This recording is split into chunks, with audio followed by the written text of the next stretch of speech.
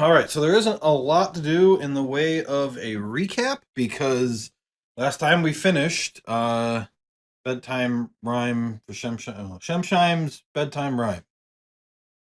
And so we're going right into downtime and the next story. So I guess I'm gonna just start with our Candlekeep music.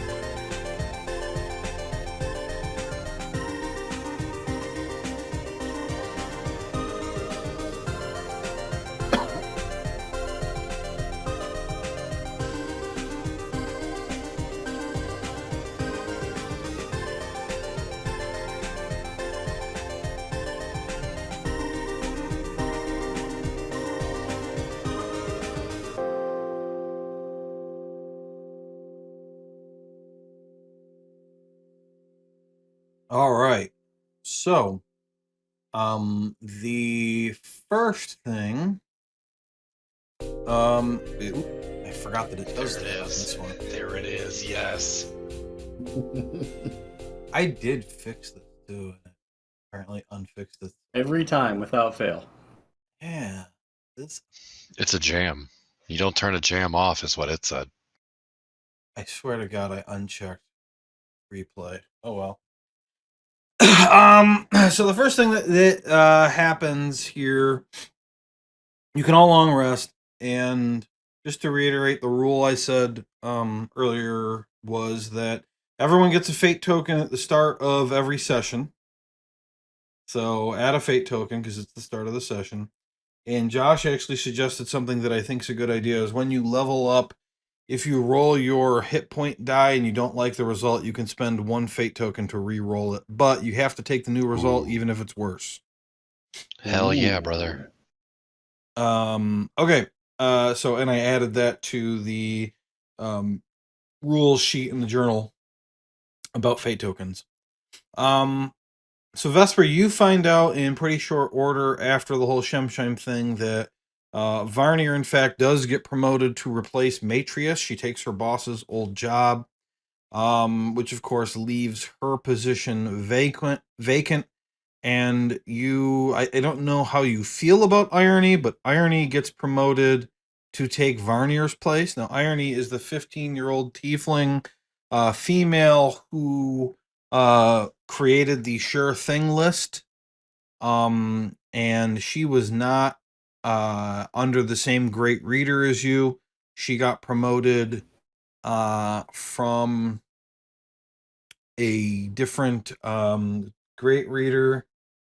She had been a junior adjutant under great reader Alchrist. Whereas yours is Feminor Scrivenbark. And shortly after being promoted, Irony comes to see you in the Firefly Cellar. Oh. Hi. Oh, hi there. I just wanted to come see you because I figured that well, you probably thought you were going to get the promotion. No. I tried not to be too big for my britches, unlike some people. I don't know who you mean. Uh-huh. Well, anyway, I fully expected you to get the job because you deserve it. Especially with everything that you've been about lately. Among the rest of us avowed, you, well, at least the junior adjutants and scribes, you've kind of been a hero. Oh. I, Yeah, you're right. That's true. I mean, you of course know this, but most of us here are quite bookish, and you're out doing things, crazy things. I mean, Yeah, you're it's like really scary. yeah, you're definitely a better wizard than I am. Um, Oh my so gosh. I've got a few things. Wait, do you like the Court of Thorn and Roses series? Just feel like you would. Yeah, I'm like the biggest Oh my fan. god. Okay, me too. I feel like we're already friends, which is good. Yes, yes. Well, I have a bunch of good news for you. Great. Because while I do want to be keeper of the tome someday, that's my goal. Well, sure. I still feel like you should have been promoted ahead of me. So the first thing is my understanding in talking to Varnier is that this project in the Firefly Cellar is almost over with. There's maybe 4 weeks left of work. Oh no. And so me coming in, having not worked on it at all, um, I want you to be in charge of this project for the last 4 weeks here and just treat me like I'm your employee and I'll help you and Ebder get this done. Okay, I really respect hierarchy, so I can't treat you like an employee, but I can treat you like a friend. Okay. All Okay. right. Well, yeah, we can. Okay. Okay. The other thing is that so there are a lot of the higher ups who are really impressed with the things that you've been doing. Oh my And gosh. so I really suggest that if you do want to be promoted up into higher positions, keep on doing this adventuring stuff because the great readers are notoriously worried about talented avowed becoming adventurers because there's more renown and money in that than being a librarian. And they tend to run off and leave. Uh-huh. And so to keep you here, they'll promote you so you don't run off. Oh my god, is that why they keep doing that? That makes sense. Yeah, but by the way, you're getting a raise, but I'll get to that in a second. Well, I mean, of course. Yes. Wow. You know? The other thing is that I would like you. So I'm not going to have time for the sure thing list anymore because I've got so many more responsibilities in this new job, and so I was wondering if you wanted to take it over.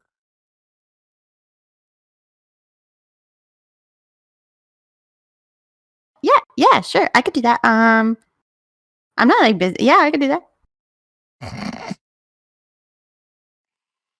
Okay. Okay. Uh-huh. All right. And then so since Varnier got promoted to Matrius position and I got promoted into Varnier's position, that means that Allcrest now has an opening for a junior adjutant. So like if you run across anybody who wants to become an avowed, maybe Uh-huh. say something to somebody because if you could find a replacement, they would probably Uh-huh. appreciate that. What's like the bare minimum qualities you think they'd be looking for? Like, I'm like rock bottom. I don't know that there's a standard. It's just that if you don't do the things you need to do as an avowed, like follow the rules and like treat the books Okay, with care, rule and follower yeah, the has probably they'll not kick burned books. you out. You know. Right. Yeah. I just think sure it wasn't like only magic users. I mean, I know it's not. No. I know Vesper does. No, I don't talk about myself in the third person a lot. Just sometimes. Oh yeah, there's plenty of mundane folk who work here. Okay, easy. Rule follower has probably not burned books. I could do that. Right. That's pretty much. And then your position is being increased from capable to quality. Yeah. So you are now you now have quality standing. Wow. Your pay I can't is believe it. Your pay is going up to 8 gold pieces a week. Wow. Okay. Yes, I love Tyler, my job. that I'm is so Tyler, that is excited. true. What is it? It's easier to get a job at Candlekeep than it is to get inside. Yeah. Yeah. Okay. Do you have any other questions for me before we get started in the cellar? No, oh my gosh, I'm so excited. I hate going on vacation. I love this. Let's go. Okay. All right. So you can this is the DM. I know my voice sounds exactly the same either way. You can collect 32 gold right now for the 4 weeks of downtime as your pay. All right, next is the level up. And so I think the way we figured out is easiest to do this if you haven't done something on your character sheet already, is that you go to where is it? It's not inventory right now. Where is the drop down? It's features, right? Features, yeah. Okay, yeah. You go to features, and then there's a thing that says class levels. Increase that to 1 or to up to 5 and do whatever it says, and then we're gonna have to double check and make sure you got everything you're supposed to get in leveling up. So Vesper, you rolled a 1 on your D6, so if you want to spend a fate token, you can roll that again. No. I thought we just re-roll ones anyway. What happened to that rule? That is a rule. Yeah, we re-roll ones anyway. You're right. Yeah, how dare you try to chip me out of a fake token? I don't know where features is. So the main bar on your character sheet is attributes inventory features. Oh, I'm an idiot. Right there, I see it. Yep, and then you just go down. It's like the second one down. It says rogue level 4. Just switch that to 5. And Falsk, I did already do your Were Raven stuff. I'm going to DM you on here. Amazing. A reminder of which ones it is.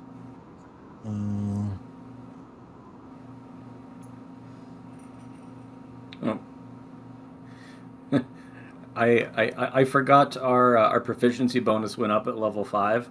So Joe, my passive perception is not 22; it's now 24. Good luck hiding anything from me. Why did it go up? You're okay. I mean, I can hide whatever I want from you if I forget about passive perception. I know, but still, it's funny. Okay, so your passive perception is listed here as a 19, so I need to add 5 to that. Did you take a feat, or is that a ranger thing? I have advantage because of the goggles that I got at the end of last session, and if you have advantage on a check, that means you have a +5 to your passive. Oh, really? Mm-hmm. I didn't know that. Yep. You have advantage because of the goggles? Okay, so what I'm going to do is I'm going to add this to the goggles. Effects, passive effects. Okay, Eyes of the Eagle.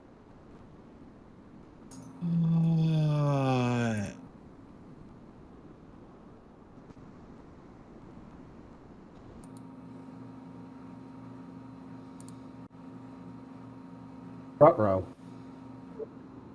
I see what you're doing. Spells didn't. I'm following along. Oh wait, I don't know. I'm trying to find passive perception. My spells didn't work either. Skills, perception, bonuses, passive, add 5.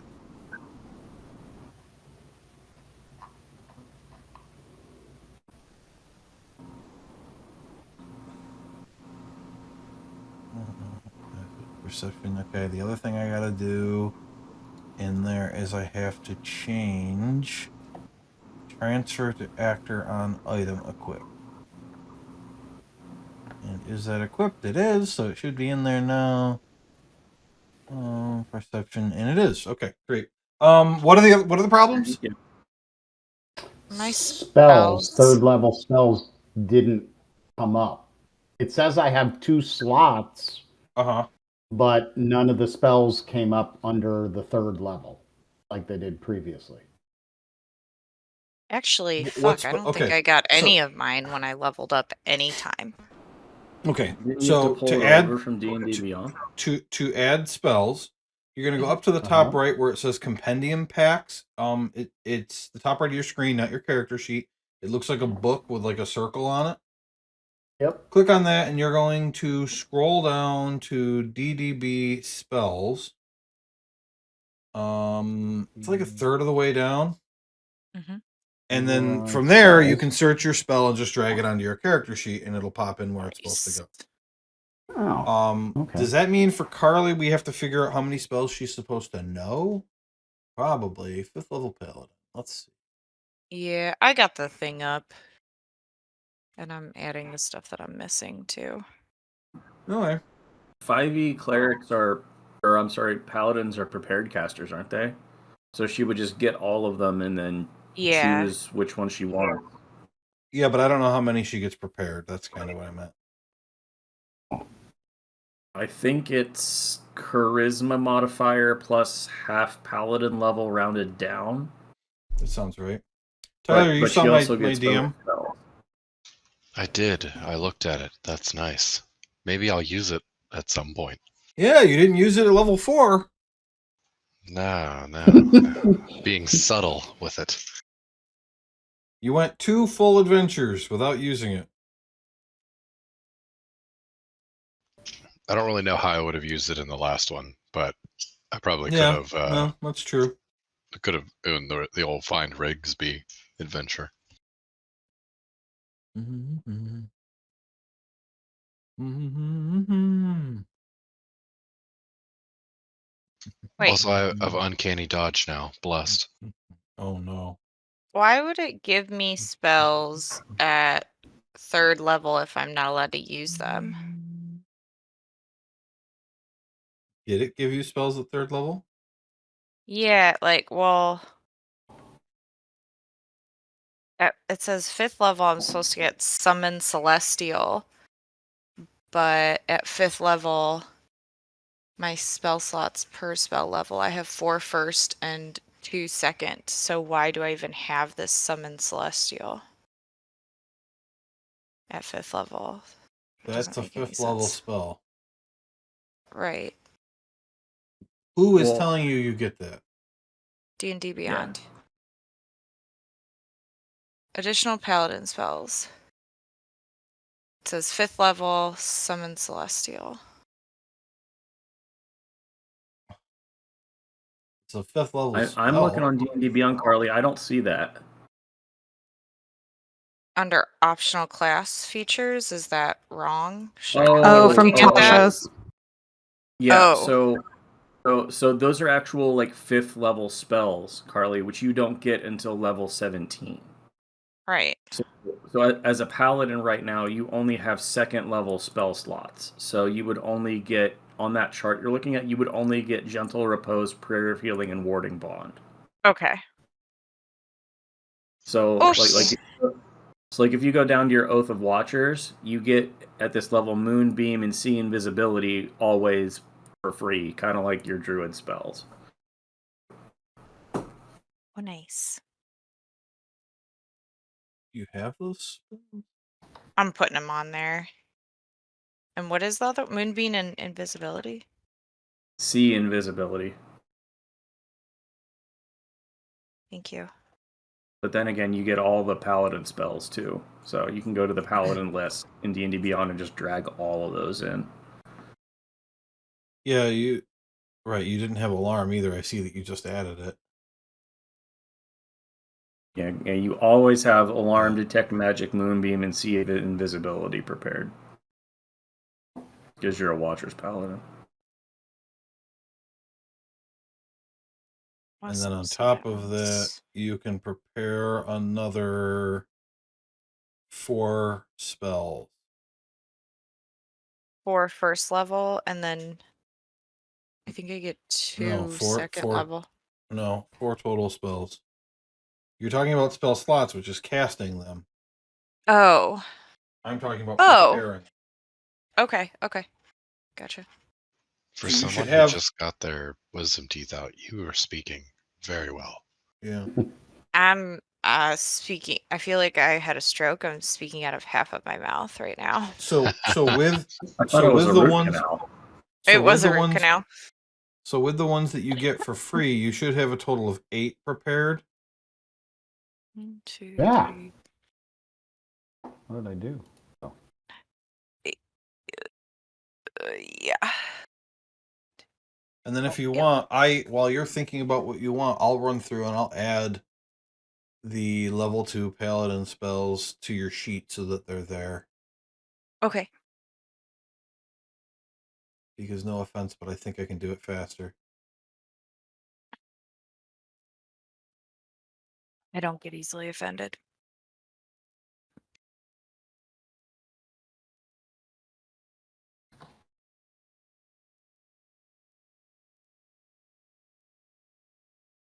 So it's a challenge then.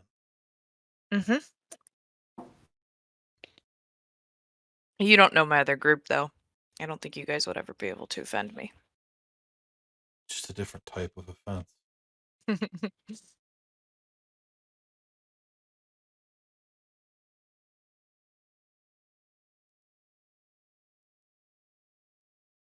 So I have all the first level ones on there, right? I just didn't put the second.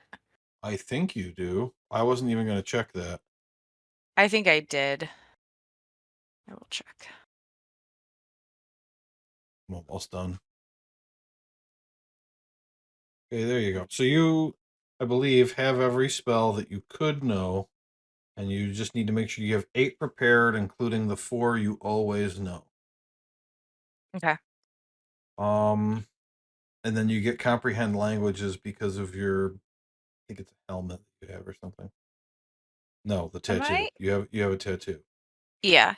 Am I able to like put a note in here that will tell me like I always have this one, like this one's free? You can edit the titles. Oh, yes. Yeah, Perfect. there you go.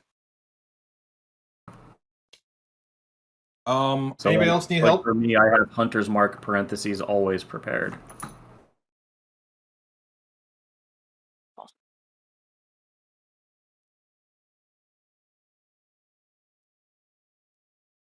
Okay.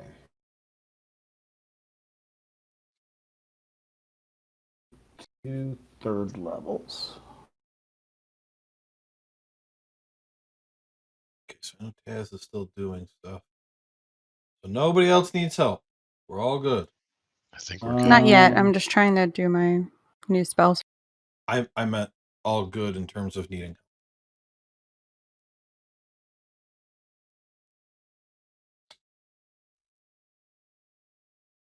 And then, Kristen, you specifically with your scrolls, like, you can freely during these downtimes pay the money and add whatever spells off of Okay. scrolls that you want to learn. I don't need to know. Just do it. Okay.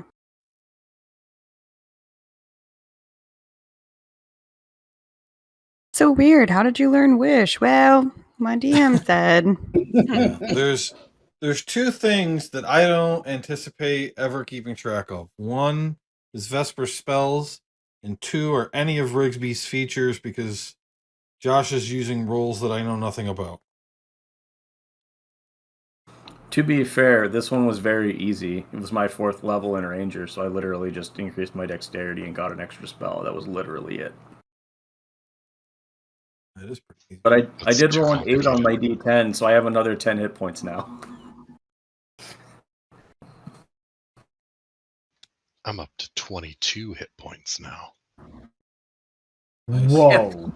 I have almost triple your hit points. I have And I have 42. uncanny dodge, so I'm perfect. I'm so well set up. For funsies, do you guys prefer augury or commune? I don't know what augury I is. think commune is Immune's better. a 5th level spell. Oh, Wait, yeah. what? Fuck me. I had them misordered. I was like, no, Josh, it's at the top. It's still in alphabetical order. I was like, I'm so confused. Never mind. Well, augury it is. Prepare yourself, Joe, for auguring. Okay.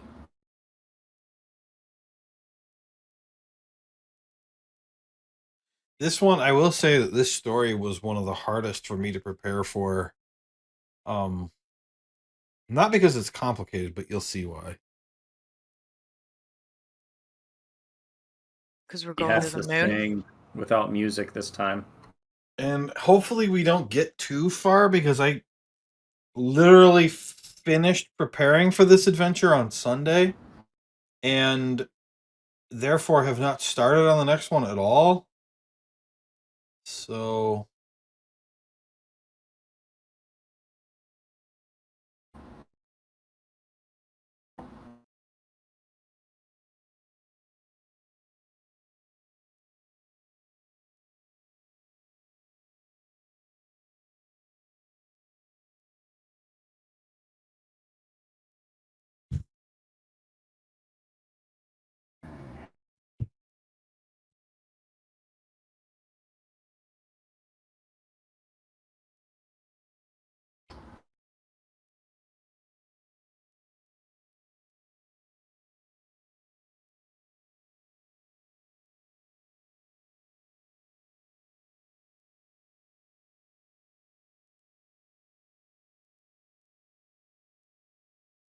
I will say for the record, I just looked at Rayla and said your name, and she sat down. Who? said What? whose name? Whose name? I looked at Rayla, said, "Do you want to say hi to Carly?" And she sat down. And she wants to come and snuggle with me, like a real dog should. You hear that, Milner? Like a real dog. Damn. You hear that? Just give me that side eye. Loser dog. What's going on Yeah. with you? Can't like to snuggle. I make him struggle snuggle. What are we still waiting for? Food. Me, I think I had one more thing. I'm trying to figure out how would I change destroy undead to smite undead, which actually has dice rolls in it. You already have it added in. I do? Let's see. Oh. Destroy undead. I don't see it. Is it just under turn undead? No, destroy undead is a passive ability. Okay. But I guess smite undead would not be passive anymore. It's not Or should we passive, just stick or with it the is 5e rule? If you go into details, I think, Dave. So like if you click on the little like box with the pen and then go into details, you should be able to change damage under like feature or something. Yeah, that's what I did for Hunter's Mark. So you wanna edit destroy undead. Yes. Okay. Yeah, we can do that. What's it called? Smite undead. Right, undead. Okay. And can you give me the text someplace? Yep. Either here or Discord or whatever. I'm trying.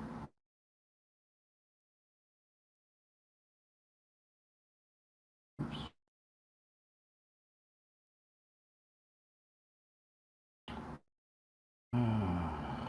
Where are you sending it? Well, I'm trying to copy it, but the PDF is not allowing me to copy it.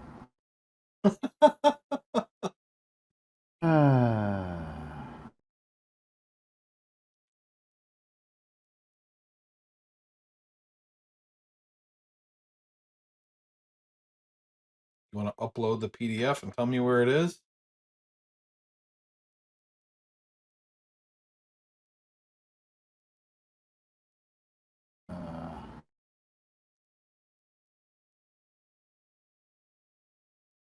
Discord, blah, blah.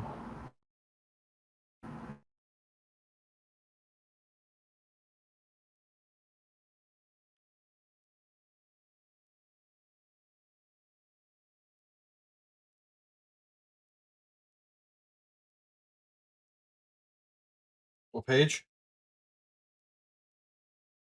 Trying to get that. It is page 12.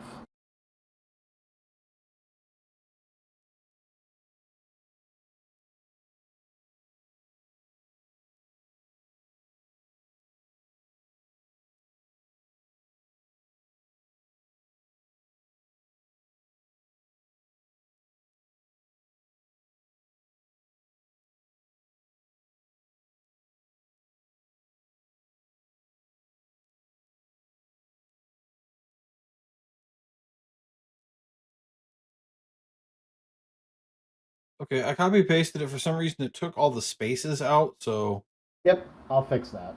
you can fix that. And then it says, whenever you can roll a number of these equal to your wisdom modifier.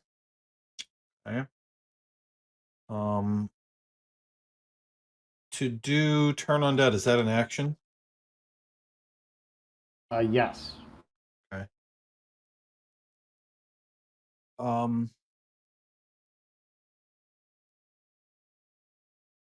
Oh, I don't need to type it into here. Channel I need to edit. Divinity feature.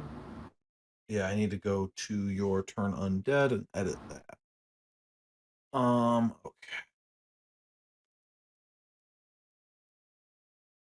Wait a minute. Do you already have a saving throw in here?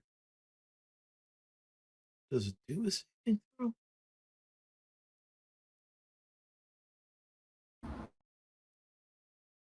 No, isn't it? How come your channel divinity doesn't have a saving throw attached to it? I'm gonna fix that too, I guess. Oh. I hadn't noticed that. Saving throw. What's the save supposed to be? Looking. Wisdom saving throw. What's that against? Your normal spell DC? Spell DC? Yeah. Okay. And then the damage is a D8 for each of your wisdom modifier, which is 5. The damage formula is 5d8 radiant. Is that right? Radiant.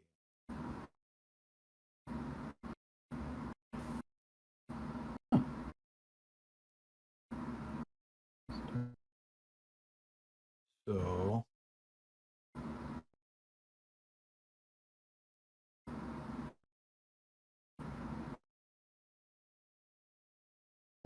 Even in Hey, there we D&D go. Beyond, Joe, it doesn't have turn undead. It doesn't list it on my features with a saving throw there either. That's weird. Oh, that's annoying. Well, how does that look? I like the natural 20, so great. Natural 20. Oh, well, why is it coming up green? Because I rolled an 8. Oh, okay. Yeah, if it rolls max on the dice, it I see. it shows up green. It didn't use one of your channel divinities for some reason. It's I'm okay with supposed that. to. You can just leave that feature. I don't know why. It says it's supposed to consume it. That's weird that it didn't.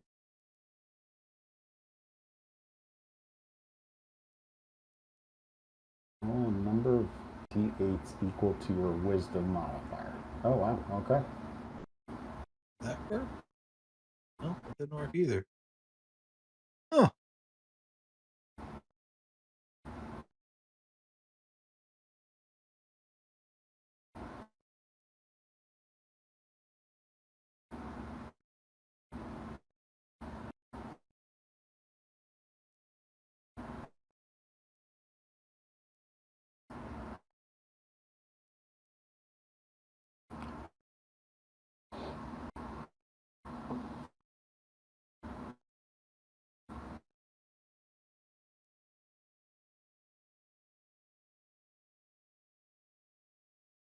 Anyway, I don't know how to fix that piece of it, so you're gonna have to keep track of it. Is everybody else set? Okay. Jamming. Yeah, I'm good. Just for the sake of everyone knowing, I set the lore hold primer up for me to have healing word. Cool. Yep, all good. Kristen, Yeah. what third level spells did you pick? Fireball, obviously. Like, come on. What? There we This go. is D&D. That's it. That's the only one. Didn't Cast you it twice. just talk about not burning books? Right, but see, one of my class features is that I can sub out the damage type. Oh. It's paper cuts. I subbed it out for paper cuts. My God, a fireball of paper cuts. Wait, You she can't follows it up change with it a to lemon slashing juice damage, spell. can you?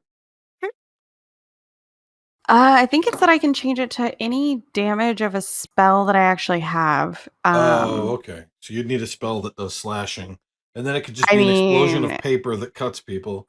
Joe, why can't I just do it? I don't think I should let you just do that. I'm sure there's some reason. Anyway, I want to move on. Okay. Watcher. At one point, weeks ago, Merla One Tusk, a member of the janitorial staff at Candlekeep, left behind a coded letter. Watcher eventually solved it. The letter said, "If you want to know more about KD, go to the White Perlin at 10 p.m. in exactly 8 weeks. Follow the skitter widget traveling alone. Duckbean will determine if you are worthy." Exactly 8 weeks is Flame Rule 25. Today is Flame Rule 23. You have the 23rd, the 24th, and all the way to 10 p.m. on the 25th before you're supposed to be inside the inner ward at the library tower known as the White Perlin. Please let me know what you plan to do leading up to the meeting. And we'll do 4 weeks of downtime immediately after getting through this. Anybody that wants to think about other things they might do during the downtime, you can look in the journal called Learning to see if there's specific things you want to try to learn. Also remember that if you want to get into the inner ward the normal way, you're going to need a platinum ticket, which is good for 1 day of access. Which Watcher happens to have. Okay. I think I told you when I'm not at that meeting, I want to work on that feat. What was Yep. it? Downtime is going to be after this. Oh, okay, okay. So I'm not worried about your downtime stuff. You have 2.5 days before the meeting. Is there anything you want to do, or do you want to just go? I'm not saying that you have anything that you have to do. I'm giving you the opportunity to do something you want to do. I want to see if I can find Merla. Like, I'm not like hardcore searching for her, but that's what I'll be doing, spending my time kind of watching for her because I haven't seen her since I was inside painting that mural of Dakota and she just ran away from me. That's correct. How are you looking for her? Are you actively looking around? Are you glancing around wherever you are? Are you talking to people? What are you doing? Yeah, so I would walk around to where I found her first and see if she was there again. There's somebody that had taken her place. I know the last time. That was the House of Rest. Okay. Basically the inn where you're staying. Make a perception check.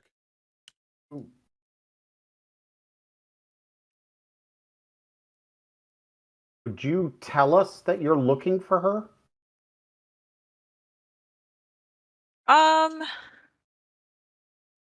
don't You think don't have to say why. so. No? I don't think I even told you guys that I got the letter, did I? Or that note from her?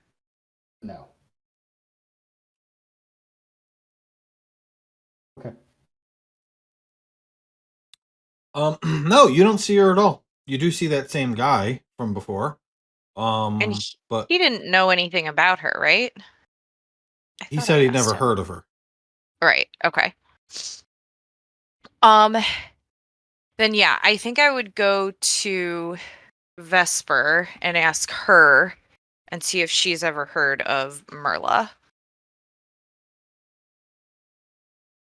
Hey, I'm peeking over a stack of books. Yeah, of course. Merla is. Let me check my chart. I gotta scroll Check for my a org while. chart that was handed out at the last town hall. Fuck, yeah. Hold on. I swear she's on here, Joe. Am I crazy? Am I looking for no reason? She's on there.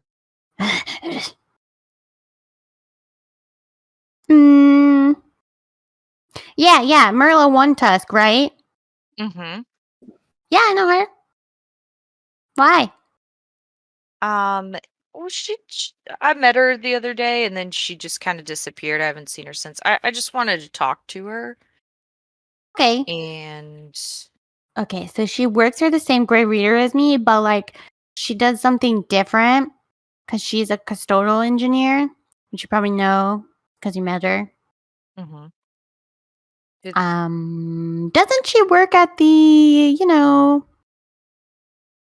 that place you met her where she was working? Well, she was at the house arrest, but then now she's not. I think that's where she works, yeah. Do I know where she sleeps, Joe? Fate check. Okay, ducky. It's, D100, correct? Yep, you need a 51 or greater. 22. Nope. Yeah.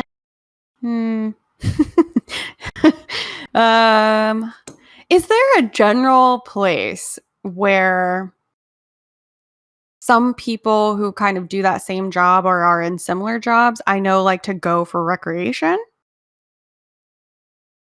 Yeah, there probably is, but in the inner ward, I mean, there's a few nicer places in the Court of Air, where you guys are. So there's the Steam and Bathhouse, there's the Temple to Agma, there's the Hearth, which is like the tavern. Of course, the House Let's of the go Binder. check. Let's go check the hearth because I feel like that's where she goes to like let loose. Well, what I was going to say though is that's mostly the non-avowed employees because they're not allowed into the inner ward anyway, and the Mhm. seekers. There are places within the inner ward that would be avowed only type hangouts, but because the inner ward is huge and there isn't really that many people who live here, there isn't Mhm. going to be like an inner ward tavern where they hang out. It's going to be like a room they found in one of the towers where they like hang out and play poker or something.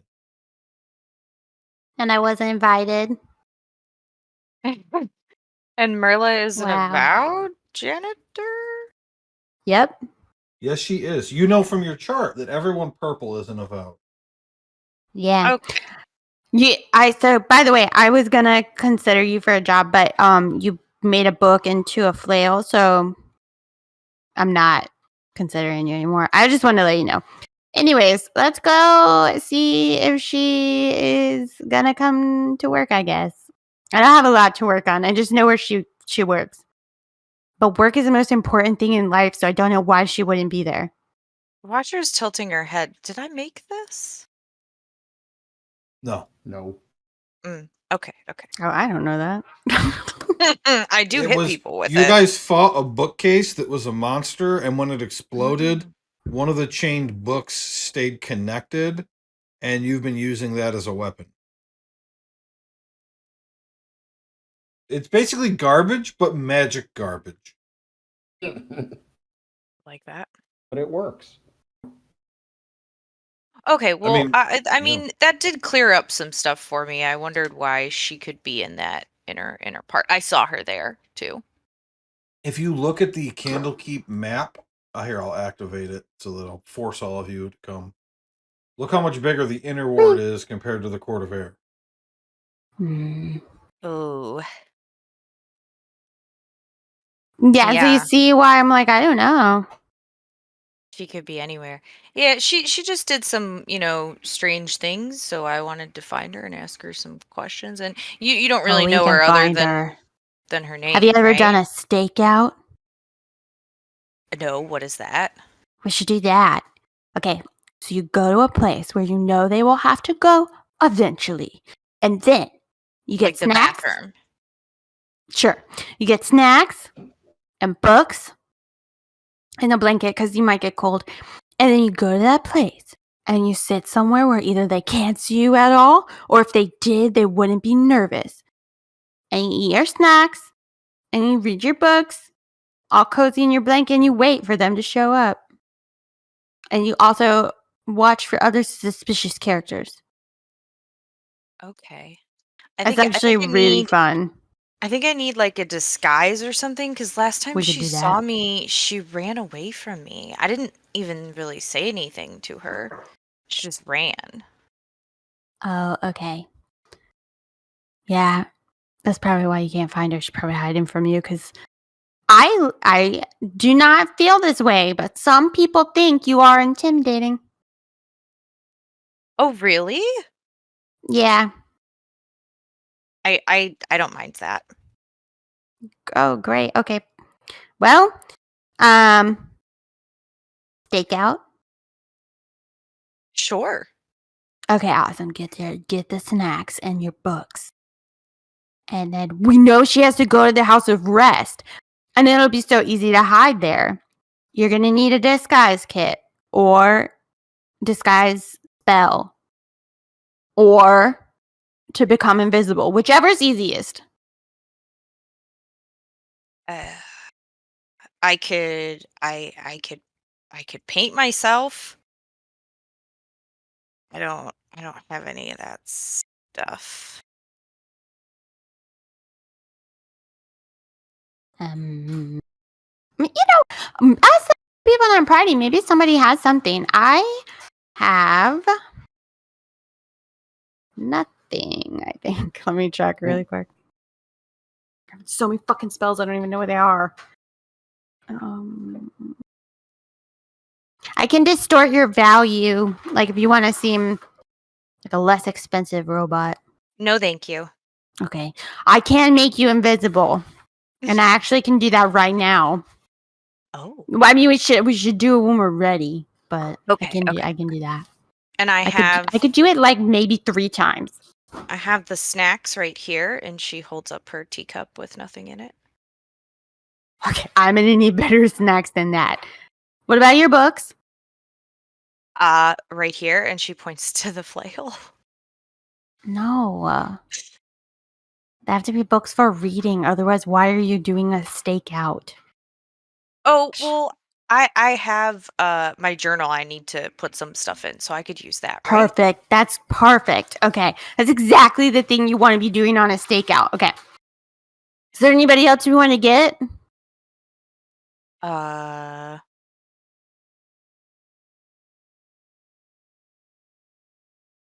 I feel like Falk would be good at a stakeout. I feel like Rigsby would stand out, but we could like put him on the other side of the room in case we miss something. I don't. Oh, but she's not going to be expecting him. I don't know. Maybe just born. Okay.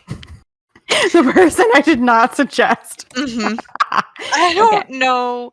I mean, just between you and me, I don't know if I trust. I don't know if I trust Falsk or Rigsby yet. That's actually fair. They both give off an energy that's a little odd. Okay. Let's get Morn. You go get Morn, and I'm going to go get my snacks and my books. I'll meet you at the House of Rest.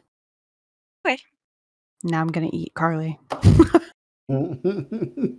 You carry the scene. Yeah, I'm gonna go find Morn and see if he wants to go with us to the House of Rest. Sure. I also have my Raven that we can use to also keep watch. Is there anything distinguishing about this person that you're looking for? I would Watcher would remember what she looks like, but I don't think I have notes. Let me see.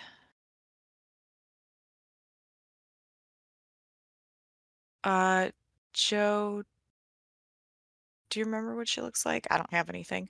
I mean, she's a half orc. You can do your best imitation of Watcher trying to describe how one half orc looks different than the rest. Well, does her name mean anything to the way she looks? No, it's her last name. So she has 2 tusks, despite her name. And she's very large. And she's a female. And she has hair on her head. I would have pulled, or I would have summoned Anil to listen to this description.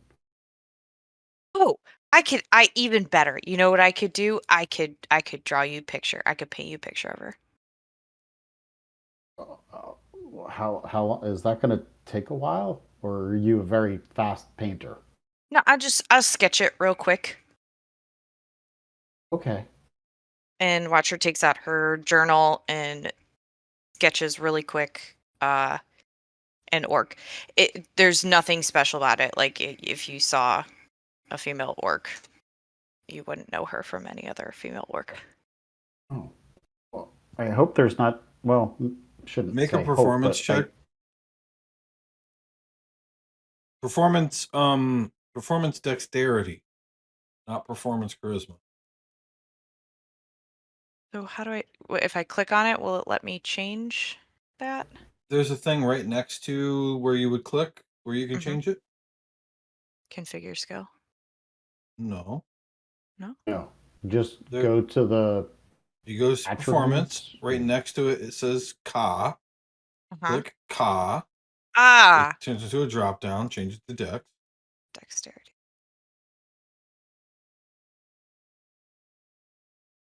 You got a 20. Okay. I mean, it looks like her, but yeah, she's not distinctive. Make sure you change that back so you don't forget. You already did. So you thinking you want to do this stakeout thing? Yeah, be happy to help, and I can study while helping, and. And you could eat snacks, is what I hear. You eat snacks on a stakeout? You do. Oh. Oh, that's right. Oh, well, yeah, sounds fun. I'll show Anil the sketch and also provide the textual description that we're looking for. A half orc, large female, 2 tusks. That if he sees her, then to come and get us and let us know where she went to. Okay, so let's just do this perception check for the 4 of you. Perception. Well, there's a deal. 7. Oh, well. All right. So Anil discovers that some dead fish have washed to the shore on the south side of the Court of Air, and he gets distracted, and he's not even in the Court of Air during this stakeout. He's eating some fish that washed ashore. Meanwhile, Vesper gets totally engrossed in a book, and Morn falls asleep because this is quite boring. Watcher, writing the last 2 adventures into her journal, does manage to pay attention, but doesn't see Merla at all. Where is Echo during all of this? I probably would have had Echo sit like somewhere up high, but super close to me. If there's like rafters, Okay. that would be ideal. All right. So even with the natural 20, she never sees Merla, but Echo is sure that Merla never comes to the building at all.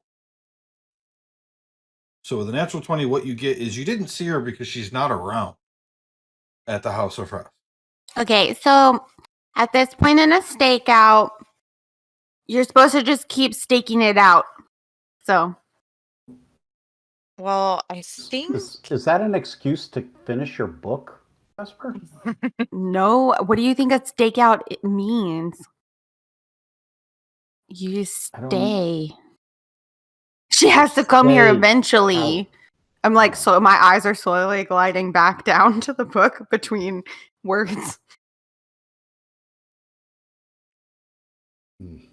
I don't. Why does she have to come back here? she works here. But what if she's Dead. well, maybe in trouble? I don't know. Oh no. I don't know. I just something was weird when I saw her the first time. She was, somewhat friendly, and then I saw her in the inner ward and she ran away from me and I didn't even say anything to her. So I'm not sure what's going on, but I got this this this note from her and I pull it out and I show you guys. And I'm supposed to meet with this guy, girl thing, Duckbean. Duck I don't bean. Yeah, I don't know. I don't know. Hmm. So I That was trying to doesn't find ring her. any bells, right, Joe? Duckbean? Uh huh. No roll. Just no. Okay. It's 2 p.m. You've got 8 hours left. 2 p.m. on the 25th. You've got 8 hours left. And for the stakeout thing, I do want to give Watcher 2 fate tokens and Morn and Vesper 1 fate token each.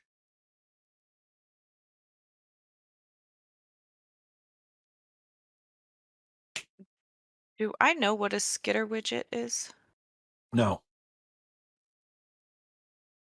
Okay. When I Do show I? No. Yeah, I was gonna say I would show them the letter. Do you guys know what that is? Nope. No clue. Never heard of it. Well, Doesn't so sound real. I do have a feature that says if I need to find something, I at least know where to look. Like a piece of information. Yeah, I mean, so the note, let me look at the note again.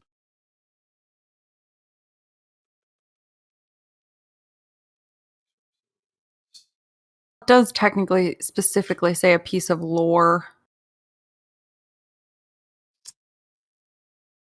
Well, it's not a piece of lore.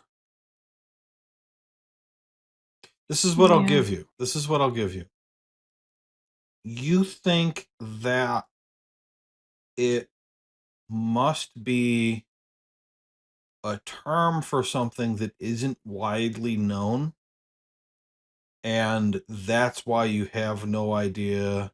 It'd be like if I told you, oh yeah, there's a term for burnt bread in Germany, and sometimes they burn it on purpose and they call it a skitter widget, right? And then so when I tell you, oh man, that looks like a skitter widget, you're gonna have no concept of how do I look that up, Okay. because it's just it's obscure. It's not something. It's not like saying, oh, I don't know what a vampire is, I should go look it up, right? Where it's like something that, yeah, there's definitely people out there that know. Like, you think that there probably isn't anybody you know that knows, because it's just not a real term.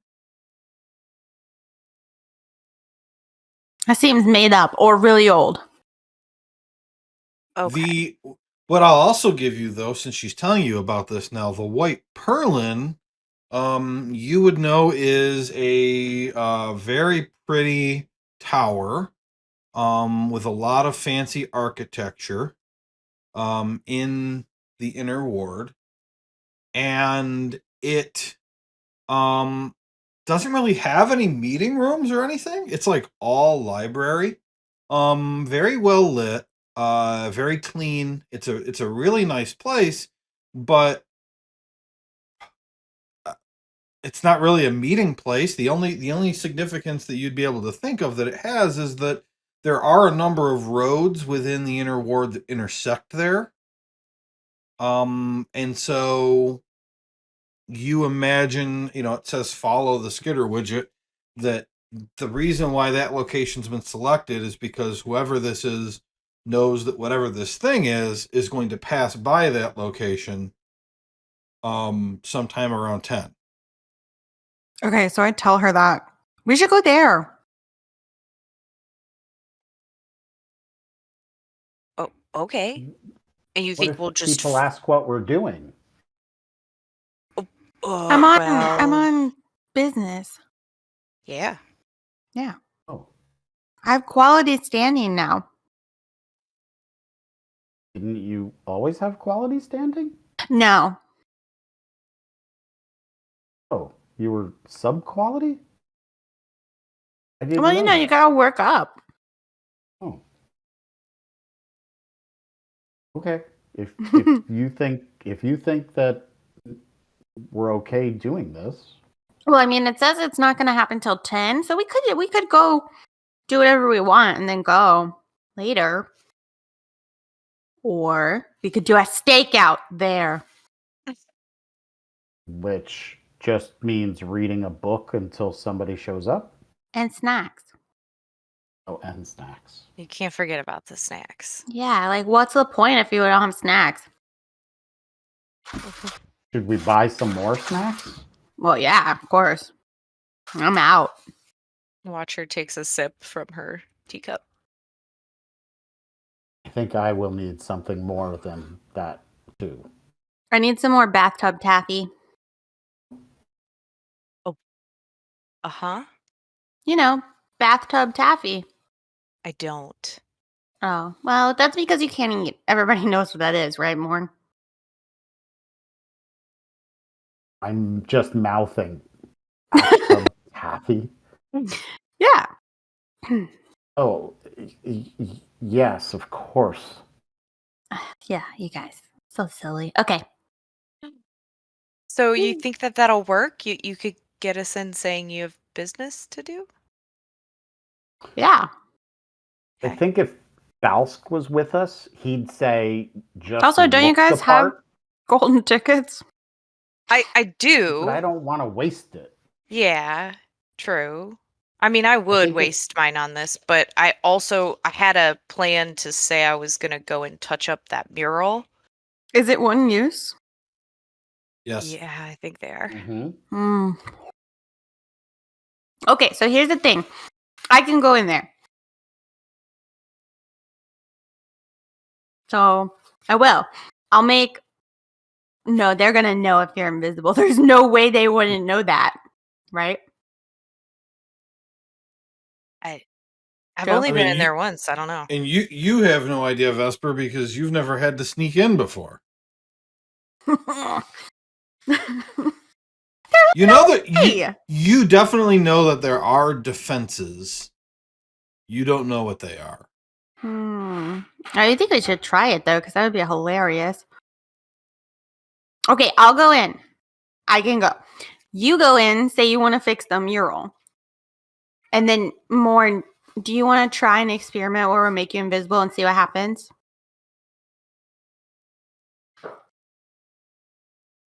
And I mean, we can get why Falsk can't I and- just come with you, Vesper? And just say I'm your assistant, or I'm there to help you lift stuff. That's a good idea. You carry all the books and snacks. Right. That's what I'll do. I'll carry Vesper's books. I'll carry some of my own. I'll take things out of my pack. I'll put the snacks and like stack everything like and kind of balance precariously and Mhm. just like follow Vesper. Okay. Let's do it. Okay, so you guys get to the Emerald Door, which is the entrance to the inner ward. And guarding the Emerald Door is Satina Luminous. Let me get back to Tina on here.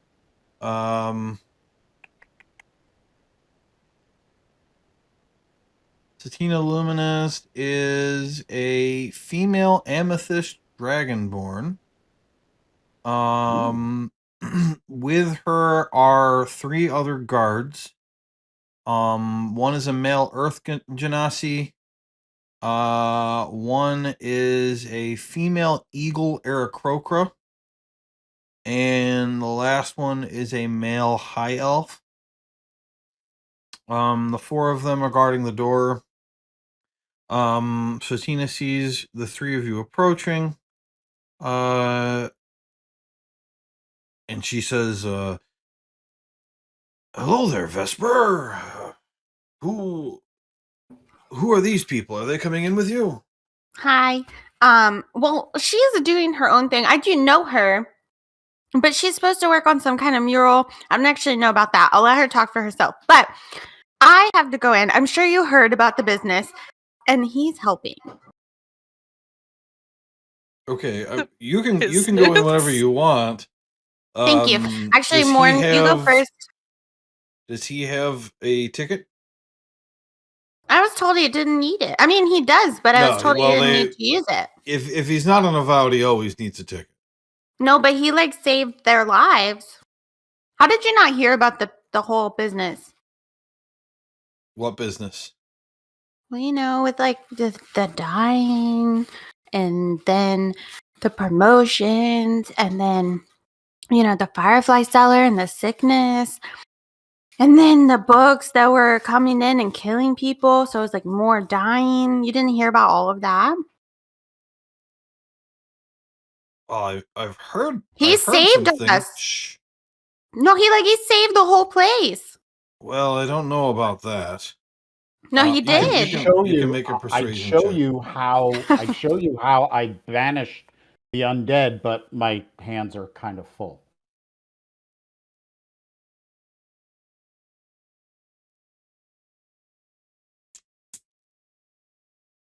Mm-hmm.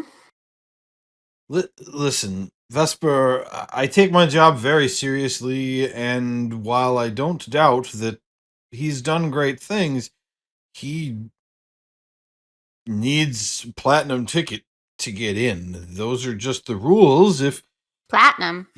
Platinum. Yeah, platinum ticket. What does that That's mean? what they're called. Uh-huh. Oh. What about the gold ones? Those are to get into Candlekeep to begin with. Oh. Golden tickets are to get into Candlekeep. Platinum tickets are to get into the inner ward. Uh-huh. And if you think he deserves one, you can go talk to one of the great readers yourself. You can go talk to the binder, since he's your boss, and maybe get him one, but I can't let anybody in unless they have a ticket. That is literally my job. Okay. I mean, it's going to be really hard to convince people to save us in the future when we act like this, but all right. Moin. No, watch your step. Gosh, oh my gosh. I don't want to have to carry all these books myself. You know? I look at her. Use magic. Accompany us? Use magic. Okay. I'll start piling everything into the hands of the Aarakocra.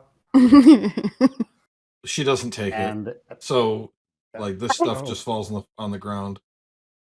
Oh, how rude. Oh, well,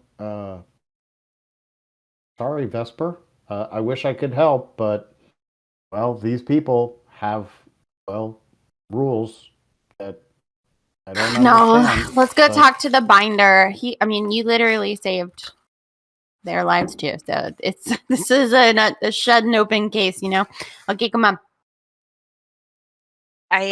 So you're not going in then? I mean, I needed his help for stuff, but For I'll be right back. I mean, I for can go what? whenever I want. The business.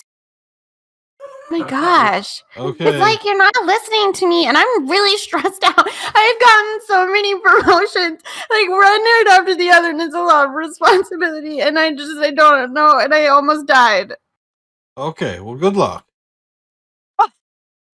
And I walk away. I gotta go get some more snacks, and Watcher follows them. I thought you weren't with them. I mean, I was escorting her. All right. Okay, 3 or no. Watcher, you Six- should have gone six- through. 6.5 They weren't- hours left. You Okay, think they were gonna let me? I expected the time between when I said, "Do you have anything, Watcher?" Mhm. and we'd start the thing to be about 5 minutes. Did you know? And we're at about 30. Why would you ever Um, think that? What? Yeah, What? It was naive. So what are we trying to do here? We're trying to get it. Stakeout. God, obviously. So wait, what you want? I mean, so I you can't- know something's happening at 10 o'clock. So why do you need to Yes. stake it out? We don't. We're just gonna go in and watch for whatever that skitter Okay, witch is. and so you want it to be the 3 of you. Okay, 2 of you is Well- easy. Morn is difficult because you've got a ticket, and Vesper can go in whenever she wants. Morn doesn't have a ticket? I thought we all got them. Nope. He thought the golden ticket was it. Why did I get a platinum ticket? I don't remember. Maybe to do the mural. No, they gave her one No. specifically for that, and she used it. I think Falsk might have one. Well, I want to like reconvene with the rest of them, even though I'm not so sure about those other two. Yes, Falsk also has one. Don't tell my secrets. Is that a secret? I don't see how it could be. They had no idea what tickets they had, Yeah, Joe. right. It was absolutely a secret. Yeah, you guys, a lot of things become mysteries. Just for example, Morn, you were given a healing potion last session, and that brought you up from unconsciousness, and you don't know who it was, and you just have not inquired about that whatsoever. But anyway. What? He was Wait, when unconscious, I and then unconscious? not Morn. I'm sorry, Falsk.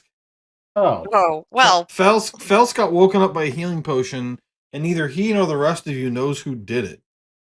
And It's happened you so know, many times to me, that'd though. be- At this point, I just assume it was one of the party did it for me. Okay, but anyway, I don't want to acknowledge I it. didn't know that happened. I do want to figure out what we're doing and move forward here, because I don't want the session to end before we get to Duckbean, when I expected Duckbean to be happening at about 7:45. Okay. So, how would you like? Let's get all of you together then, and then you can figure out how you want to do this. It sounds like. the Oh, only hey, look, people there's that- all of our friends. Hey, guys. our two other friends. convenient.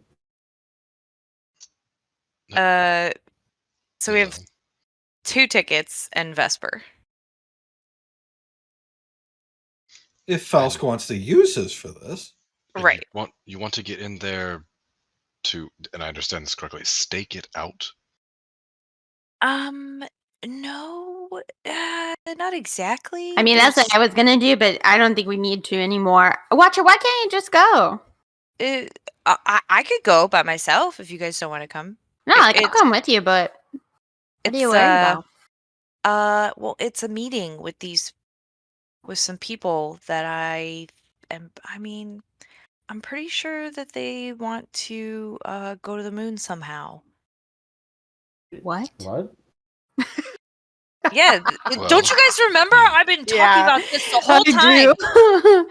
Right. Okay, I'm definitely going to go with you. I feel like you're going to need like a cultural translator or something. I mean, what if they take me to? I don't want to go to the moon, and I certainly don't want to go by myself. So why would you meet with them if there's a risk of you being kidnapped and I'm looking up, sent to the moon? Well, because I mean, what is that? What are the consequences of them doing that? I need to protect whoever is going to be harmed. I need to expose what they're doing if it's bad. You'll be fine. Let's go. Come on. You're being a conspiracy theorist right now.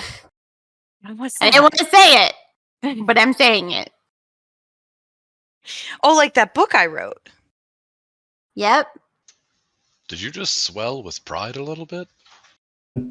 Stands up a little taller. I think you did. Morn, here, take this ticket. It's platinum. It'll let you into the inner ward. Go with them.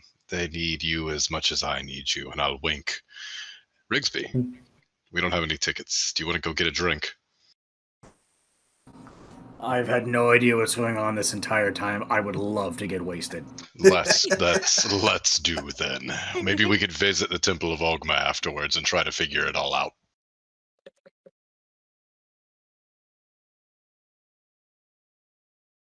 And I guess as we proceed, I kind of look longingly back at Josh and Rigsby. What's wrong, Mord? Oh, You okay? yeah, I'm fine. The moon, huh? Here, can you take all my shit back? Here. Just shove it into his hands. Oh, Oh no. Be careful with that one. It's a paperback. oh, yeah, of course, the snacks. Yeah, I won't drop these. No, the paperback book. You have to be careful because its binding is made out of paper, which is kind of crazy. I don't know why they started doing that recently. It feels really stupid. Anyways, and we walk back up to the gate.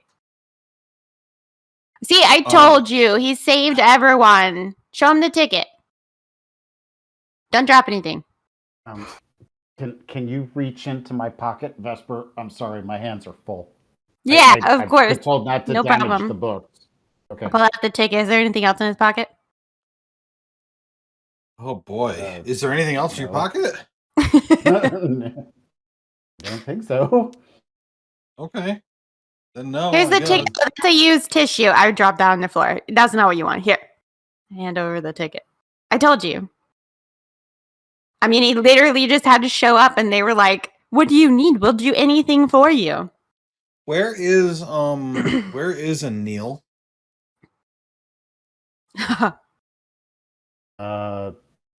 Probably still flying around outside, Eating looking fish. for fish.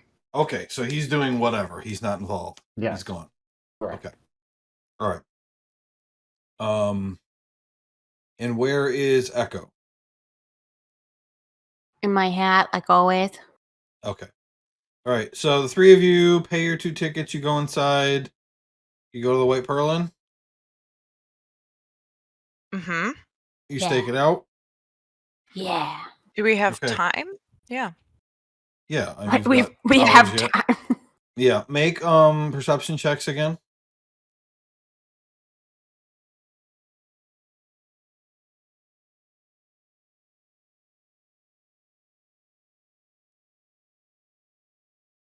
Okay. You keep an eye out, and the only thing of note that passes by while you were staking out is that the chanters walk by. Now, the chanters are a specific group within the Avowed. This is their job. They're supposed to do it. They march around the inner ward, endlessly repeating the works of Alondo, who is a famous divination wizard. Let me find They're in a exactly group. what that's called. Yeah, kind of like, chanting monks kind of thing. Mhm. It's called the Endless Chant because there's always somebody doing it. Oh. I sent her a message. Watcher, I sent her a message that I'm just like, skitter widgets. It'll be alone. So what is the skitter widget? Do we know what we're looking for? No. Well, it's 10 p.m. and that's going by, so. But it says follow the skitter widget trail. No, this isn't alone. This isn't happening at 10. Joe, it says 10 p.m. Yeah. I know because I'm. Oh. This is the constant recitation of the prophecies of Alondo the Seer. Called Which, the Endless if you put all Chant. the first letters together, is skitter widget. Right. led by someone whose job is literally the chanter. And a bunch of other people. So that happens at one point while you're watching up, and nothing else notable happens. At 10 o'clock, it's dark. The streets are kept magically lit by fires which offer no heat. And in front of the White Perlin, it's especially bright. But it's still dim out, and there are a lot of shadows. Just a second. Watcher, do you think I should cast light or should we? I don't know. In a stakeout, I know we're supposed to read and snack. Is this supposed to be a surprise, or should I just turn on a light? Do we need it? I mean, Well, if we're going to keep reading. I was just pretending. Oh. Although Vesper's probably not pretending. No, she is definitely not pretending. You can see Vesper, not even looking up, gives you a thumbs up as she continues to read.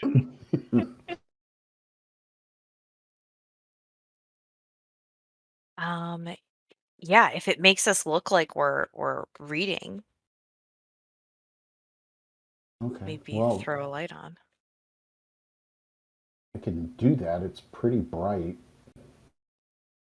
I can turn it off at any time. Okay.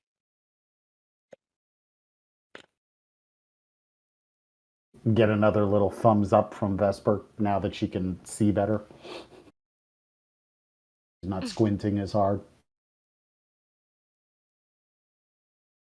So, as 10 o'clock hits, you hear some light tapping as if a creature with many legs were approaching. And out of the darkness in the middle of the street appears a medium-sized metallic creature. It's scratched, it's dented, and a little bit rusty, but it's still impressive. It has 6 pointed legs, 2 on each side and 2 extending from the front. They resemble crab legs. It also has 2 smaller arms in front, which resemble claws, but look more like pliers.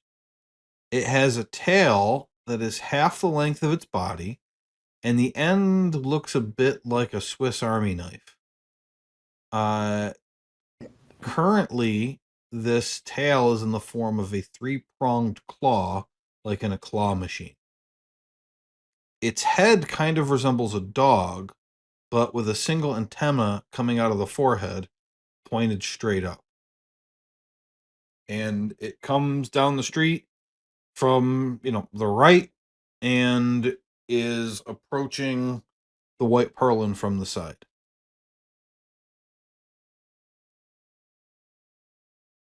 I'm gonna. I'll extinguish the light.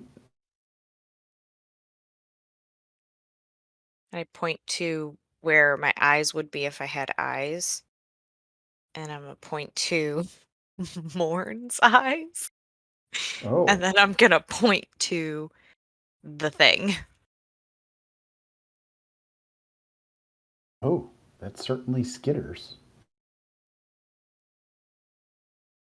I'm just gonna silently, try to silently follow it. It passes in front of the white purlin and keeps going. If anybody's following it silently, it's not moving fast enough where you have to worry about losing it. You can make a stealth check. Okay. Ugh.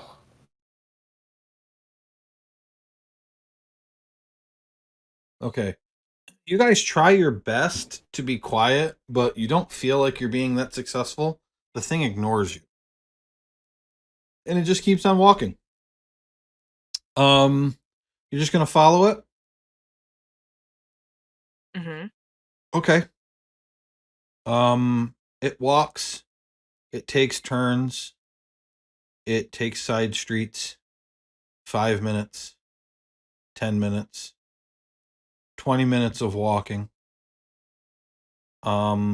Vesper, do you have dark vision?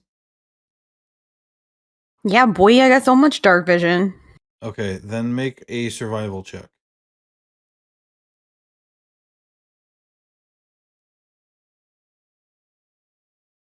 14. You think with a little bit of time you might be able to find where you are again at some point, but you aren't entirely sure in this moment exactly where you are within the inner ward. And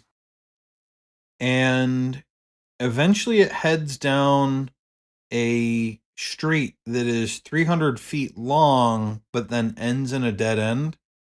And when it gets to the end of the street, it stops, turns around, and sits again, kind of like a dog.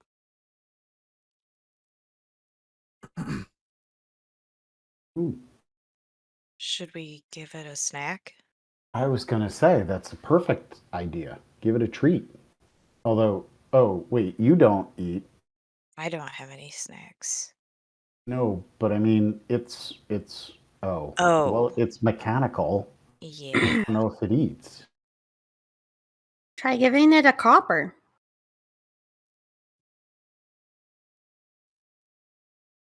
I hold Well, out. Faust will hate me, but I don't have copper, so I go up to it, I approach it. Okay, so all three of you are together approaching it? Mm-hmm.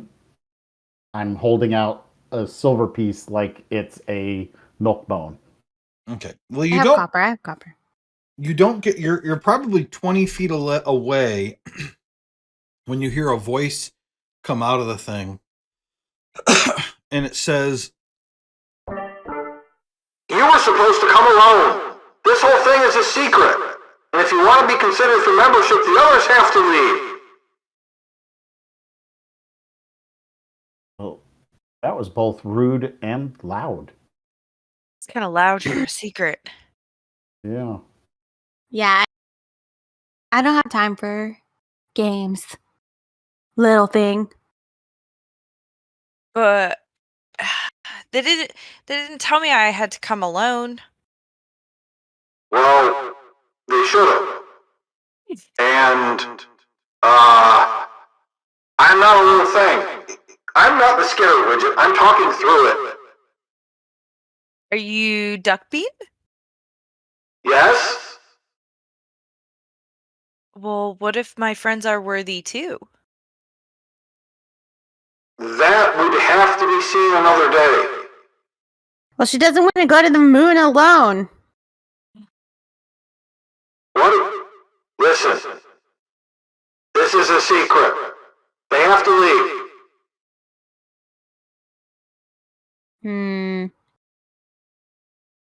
Okay.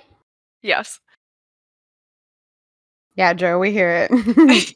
It's great. I wish I had like a Harry Potter cloak. Do you want to be invisible? Is that cool? Is that against the rules? well, so you guys can pull whatever shenanigans you want, but are you asking this guy if you're allowed to go invisible and stay? Because he's going to say no to that. Well, I'm wondering. So I'm. My background is like an anthropologist. So this is just this thing itself is fascinating to me, but I don't know if it's enough to convince him that I should be allowed to stay. I'm trying to study different cultures and different peoples. I promise not to reveal anything. I'm just here as a scholar to learn. All right. Make a persuasion check.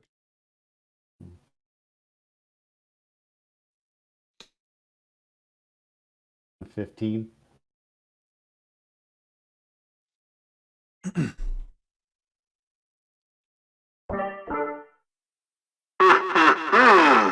A scholar, you say?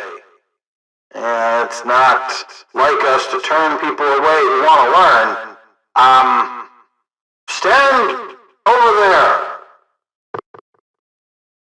There's obviously nothing pointing, so you don't know where he means. And we'll cast silence on you so that you can't talk. And if you tell anyone what you see tonight, we'll kill you. Yeah. Yeah, kill you dead. So over there, and I'll just point, and I'll just sort of like move back just a little bit, but still be ready to support. No. Over there. Oh, you can't see me pointing. 30 feet back. Back 30 feet. No. Yes, 30 feet. Here. How am I supposed to hear? Oh. You complained that I'm too loud. 30 feet isn't going to make a difference. Vesper, you have to leave. Oh, but she does quality work. Nah, it's okay. That's fine. I gotta finish my book. I don't really care what you guys are doing. Seems silly. I don't know if you heard, Mr. Duckbean, but I'm important now. I'll see you later. How do you know my name? I'm not going to tell you. Secret. Very suspicious. I don't think his name is Duckbean. I walk away. Nope, see you later. She says very suspicious, as if this is any kind of normal situation. Maybe for Watcher it is. Okay, so she leaves, so it's just you and Morn.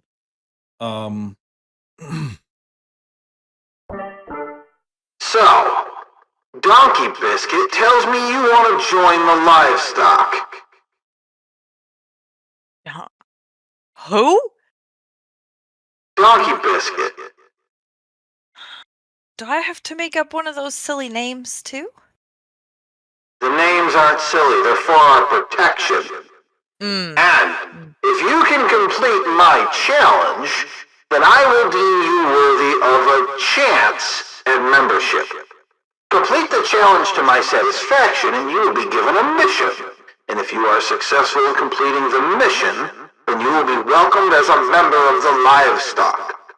So, are you interested? Last chance to turn back. I think I'm interested. Is this livestock? It's not like evil stuff, right? Of course not. That's ridiculous. I'll yell from where I'm standing. Am I allowed to write any of this down? You're in the middle of a silence spell, so nobody hears anything. Just see his mouth moving. Well, he's behind you, so you don't see his mouth moving either. Well? And you're not gonna make me do anything bad. I can't do bad things. No. Okay. Alright. Now the livestock believes that the administration of Candlekeep is collectively unfit to safeguard the books in their possession, as evidenced by several very recent, very dangerous events which have folded within the walls. We have curated a particular batch of books and intend to wrest them from the control of the establishment. How and when is something you might be told later, if you are allowed to join. My challenge will test your skills, your intelligence, your physical prowess, and your bibliology ideology. Are you ready? Watcher claps her hands and jumps a little bit. I am very ready. Joe, quick question. You said the street is 300 feet long? Yeah. Before I would have turned a corner? Yes.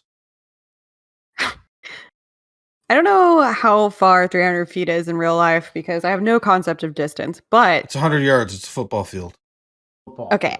I do have advantage on hearing. Is there any way I can roll to see if I would have heard some of that? I mean, So you're around the corner. You're listening. Am I louder than normal? Yes. Yes. Oh, let me see if I can turn myself down. Sorry, guys. Am I louder right now? It's the tenor that's coming with it. Okay, I turned the volume down from 80 to 50, so you can tell me. I can't hear myself, so I'd have no idea. I would say no based on that Yeah. roll. Well, you hear parts of it, and I would say that you hear bibliology, ideology clearly, and you're like, what the fuck is that? Yeah, and just to be clear, like, I'm still walking away. I just was wondering. I was like, did I hear that? Liberation of the works. Okay, so here's the deal. You are not the watcher. You are not meant to succeed at all of these, but you need to succeed at 6 of the 10 in order to pass the challenge. Each correct answer gives you a fate token. Okay? Answer? God damn it, Vesper. Why did you leave? Well, it's not just there's other things, but each success. Okay. All right? Okay. All right. Back to my guy. Cow Cotton, bring out the chair. A humanoid wearing a black robe, black gloves, black boots, and even a black mask, which has no eye holes, exits from a side door, carrying a funny-looking chair. This person obviously can't see through the mask, and so very clumsily slams the door, which is really loud, and then they fall over, cursing. I want you to make a perception check at disadvantage to try and identify the voice. And Vesper, you can make it straight up. The disadvantage being chopped away by your advantage. Even though I kept going? Yeah. Everything in this. See, here's the thing too. It's a dead end. It's all echoing down the street. Still on. I can't hear it because I'm in the silence. Oh, you can. So. Yeah, you can. No, you can. Can't you hear? You can hear in a zone of silence, right? Oh, okay. You just wait. Is it? Does somebody check that for me? Yeah, I'm checking. Josh. Look. Josh and I are currently getting slammed Josh. and getting ready to head over the Temple of All. No sound. No sound can be created within or pass through a 20-foot radius sphere centered on a point you choose within range. Okay, I'm going to say this is some kind of fancy magic, and you can hear, but you can't make noise. It's a new spell. It's called mute. Yeah, right. Mute. Ooh. Okay. I don't care. 22. What did everybody get? Oh, wow. Okay, now I got to see. Watcher and Vesper didn't roll high enough. I got to see if you know who this person is for you to identify them. So hold on. Am I within reach of them as they stumble? No. Okay. No, you're a good distance away from this stuff that's going on.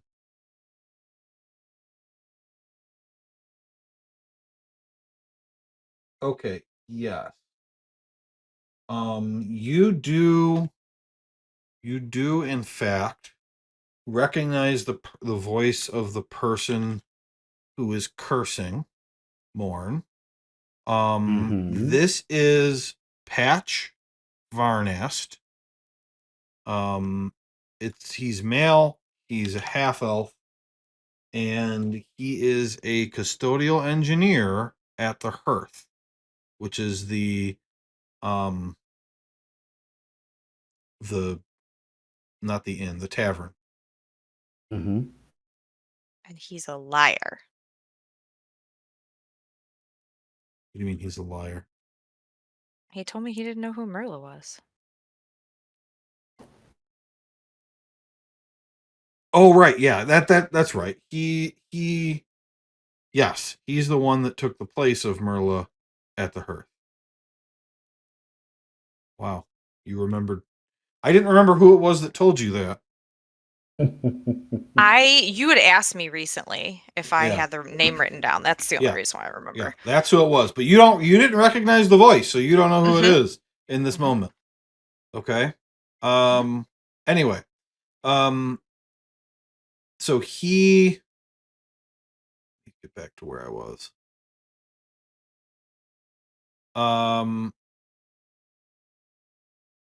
He turns his back to you, stands up, lifts his mask to look around so you can't see his face.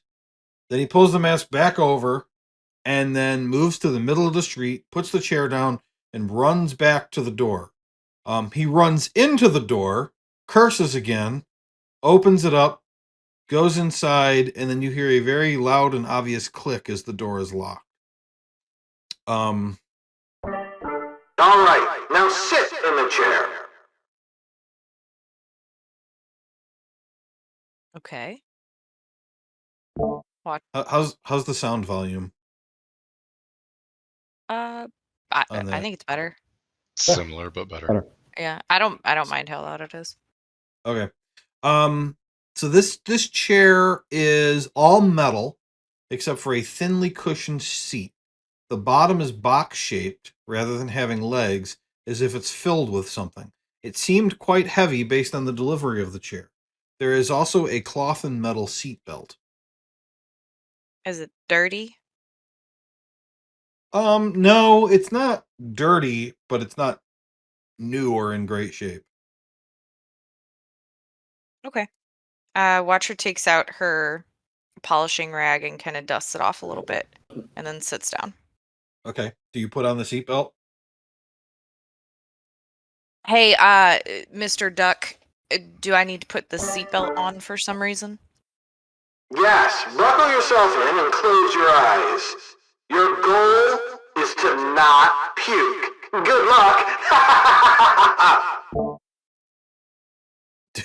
Do you buckle yourself in? Mm-hmm. Okay. You buckle yourself in. The chair starts to make a whirring noise that gets pretty loud, and you start to think the chair might do something crazy, but then it starts to kind of rock around a bunch. You'd be jostled more by a ship at sea, and you can't puke. But even if you could, this isn't really anything. I just hold a thumbs up over my head so Morn can see I'm okay. As a Warforged, you don't eat, you can't puke. So it shakes you around a bunch, and then eventually it stops. Okay, that's one success. Good job. Donkey Biscuit, bring the telescope. A window opens, and you see a figure lean out of it. I'm assuming you unbuckle yourself and stand up. It's dark, and the person is above the light, but you note that they aren't hiding their identity. Make a perception check at disadvantage as you're looking up, trying to see past the light and make this person out. Oh, You got a disadvantage, I said. You got a 9. Shift. You Morn, you can see from your vantage point that it's Merlot One Tusk. Okay. She matches the drawing perfectly. So she reaches out the window and she throws something. The skitter widget leaps up and catches it before it hits the ground and sets it down. It's a telescope. Find the constellation Lavarandar's lantern and give me the coordinates.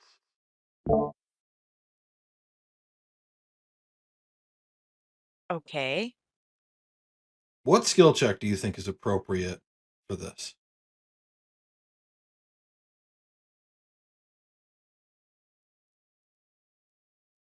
Survival? That's yeah.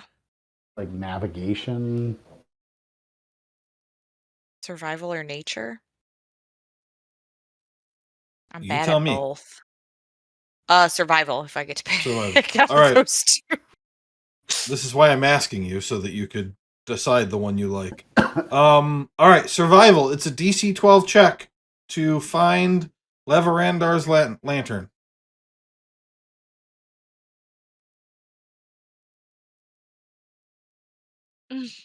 Nope. So All right. can I nudge the telescope in a different direction?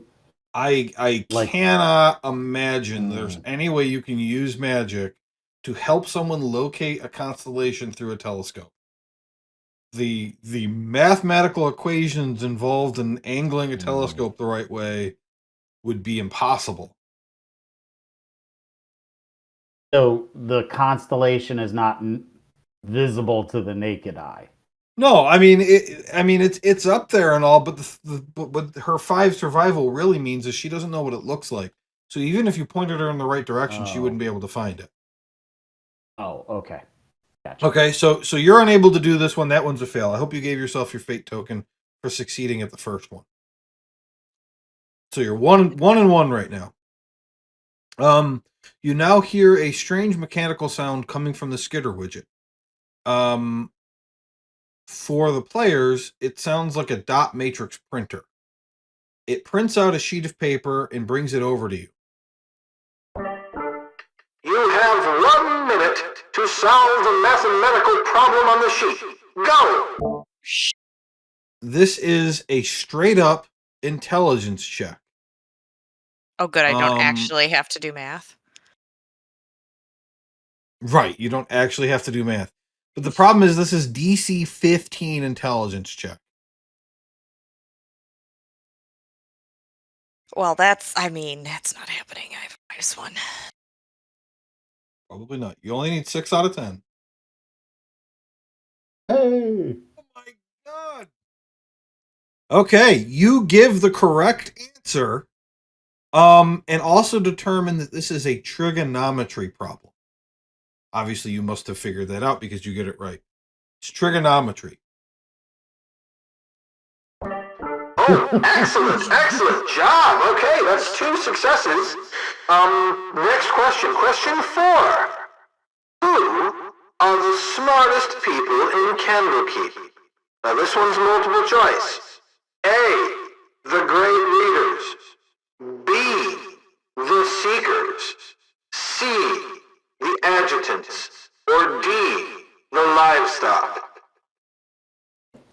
Oh. I'm going to go with, do I get a lifeline? No. No one else is supposed to be here. I'm going to go with the livestock. Correct. You're doing great. You Give got me 3 thumbs up, 2 thumbs up. 3 or 4 correct. Good job. Here is your next question. The voice then asks you an incredibly complicated chemistry question in Gnomish. Right. It's not alchemy, it's chemistry. Luckily, you understand Gnomish. Wait, you I do? I do. Yes, she I does. like small things. I came up with this question without looking at your character sheet, so I didn't know you knew Gnomish when I designed this. And then later I looked and I was like, wow, she does know Gnomish. I have comprehend languages though, don't yeah. I? Yeah. Now, unfortunately, the question is long and complicated, and you have no clue about what the answer is. But luckily, it's a multiple choice question. Unfortunately, you don't know what any of the words in the answers mean. So, fate check. 76 to 100, you guess right. You can use as many fate tokens as you want on this, which are D6s, but you have to choose to use them before you roll. And you get to add your intelligence score to the roll because you know Gnomish. Your score, not your modifier. So what is your Okay. intelligence? 8. 8. So you are already at, it's a D100 plus 8 right now.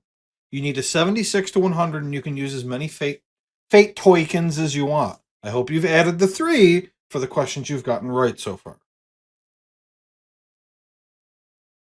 I added 1, so I still need to add 2 more.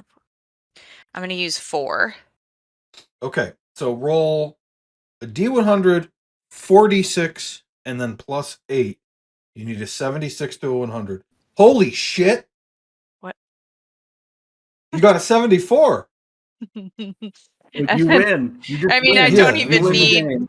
The Okay. game's over. Uninstall. Yeah, that's an I 82. could tell my mom I won D&D. Yes, you can tell your mom you won D&D. Okay, you still use the 4 fate tokens, but you don't need to roll them. Yes. That's a success. So you are already at 4 right. 4 of 5 are correct. And the voice is very impressed. And then he says, all right, pigweed. Bring out those stuck gears. Oh, seriously? Not goat beat? This is ridiculous.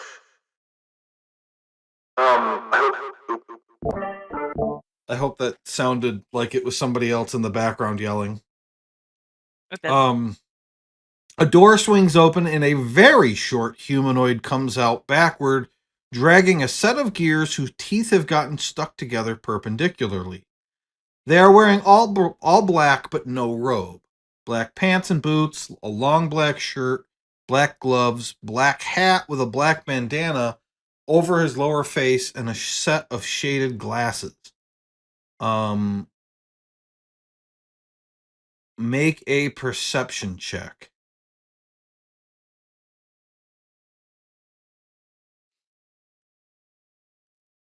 Okay. Okay, each of you are able to determine that this person is male and wearing glasses. You also are able to determine that it's a halfling and that they have brown hair. They drag the gears out in front of you, huffing and puffing, and then run back through the door, closing it and locking it. You have 5 minutes to get these gears unstuck without breaking them. Go. What do you do? I have oil, I think. I know I have Tinker's tools. Would that help me? Yeah. Oh, I don't have any oil. So yeah, I would use the Tinker's tools. Okay, so are you proficient with the Tinker's tools? I don't think so. I took them from Dakota. Oh, okay. So probably not. Look.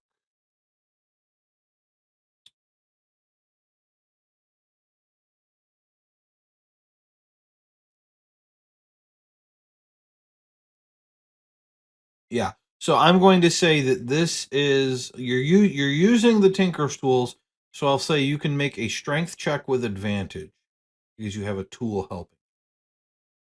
You don't necessarily need to know how to use them to like wedge a piece of metal into something and use it as a lever.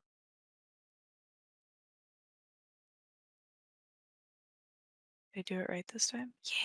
23. Another success. Dakota would be proud.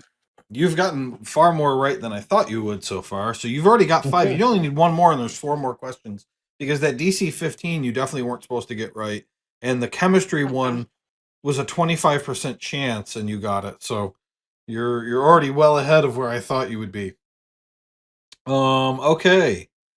Next, you hear the printing sound again, and the skitter widget brings you another sheet of paper. You have 1 minute to solve the logic problem on this sheet. Go. Make an insight check.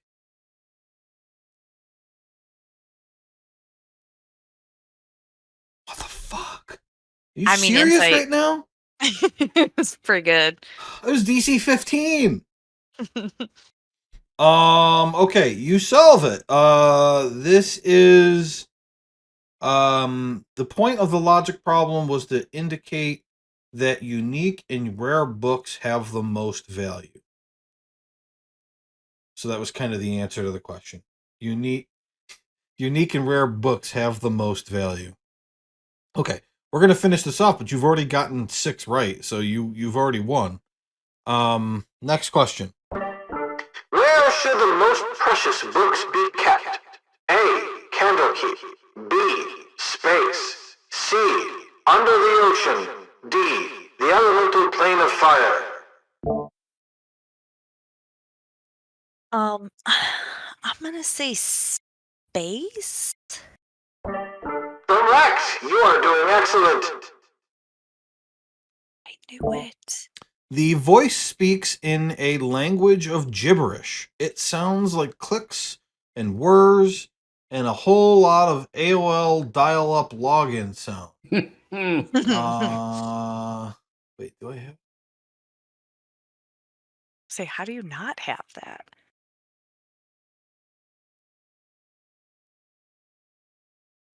There.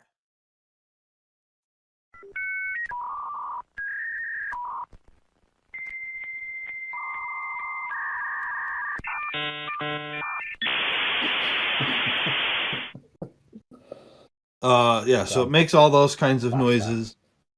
So nostalgic. And then finally, when it's all done with all of that. So, what is the answer?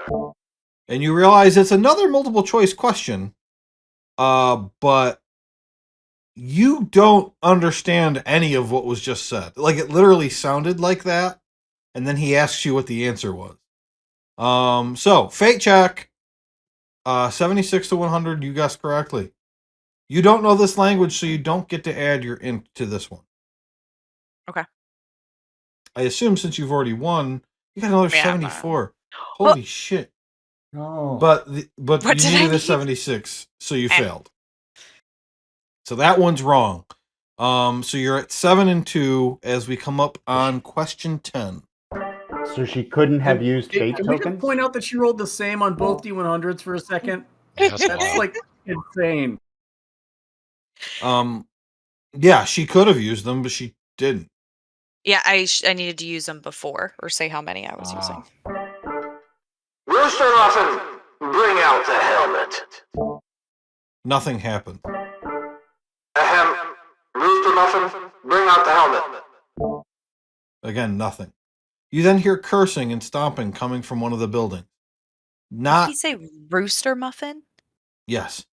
The cursing and stomping is coming from one of the buildings, not from the skitter widget. And then you hear loud yelling, followed by a different voice that says, "I didn't mean to. I don't usually stay up this late." Then a door slowly opens. A figure dressed head to toe in black, including a thick black robe, exits carrying a glass helmet.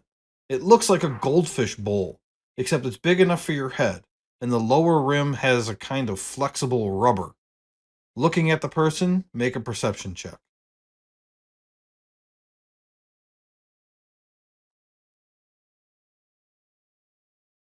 You can tell that this person is a dwarf. The person hands you the helmet and then goes back through the door and closes it but doesn't lock it. For this challenge, you need to put the helmet on and keep it on for 5 minutes. You won't be able to breathe, so if you're going to pass out, just sit down and someone will come and take the helmet off so you don't die. So Morn is putting his finger over his lips, indicating to Watcher not to say anything. She's too honest, and then that's it. Well, you're behind her, so she doesn't see you. Oh. She doesn't glance back at all at me this whole time? I don't know. She's supposed to be there by herself. No. Thanks, Tyler. I got you, bro. Yeah, I put it on and I say, as I'm putting it on, I was like, I could go longer than 5 minutes if you want. Yeah, see, there were 2 gimmies in this thing that you were going to get right no matter what, because it's impossible for you to fail. You keep the helmet on for 5 minutes, and then you just keep on sitting there. And finally the voice says, Okay, enough! You succeed! Congratulations, you've done it.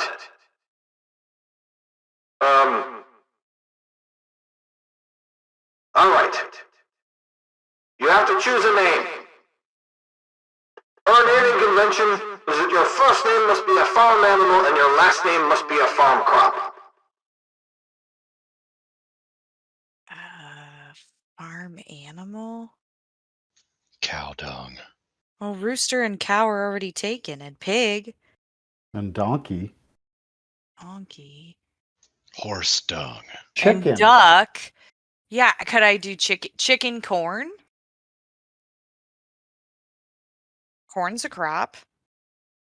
Is corn taken?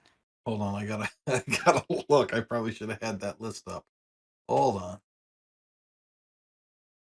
What other farm? Horse? Chicken corn, you're saying. Goat. Bean. Nope, already taken bean. Goat potato. No, chicken is taken. Oh. Let me tell you why it should be bat guano. Fireball. Well, guano isn't. Okay, so the animals that have been taken, are alpaca, chicken, cow, donkey, duck, goat, horse, pig, ram, and sheep. That's all of them. Yeah, that's a lot of them. Goat? Goat is taken? Goat is Turkey. taken. You got a good turkey one in there. Or pheasant? Ooh, Sure. Pheasant's a good name. That sounds fancy. So pheasant, and what's the fancy crop? The crops that have been taken so far are macadamia nuts, peach, cotton, biscuit, bean, beet, egg, wheat, sugar, and sweet corn. Okay. Biscuit a crop. Right.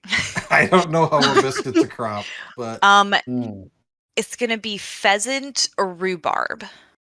Pheasant rhubarb. Okay. Wait, pheasant That's arugula. nice. Arugula is fancy. Oh, arugula is fancy. It's fancy, shitty lettuce. Everyone loves it. Can I have 2 last names? No. Why would you do that? No. That's fancy. Okay. Yes, I like pheasant arugula. That sounds good.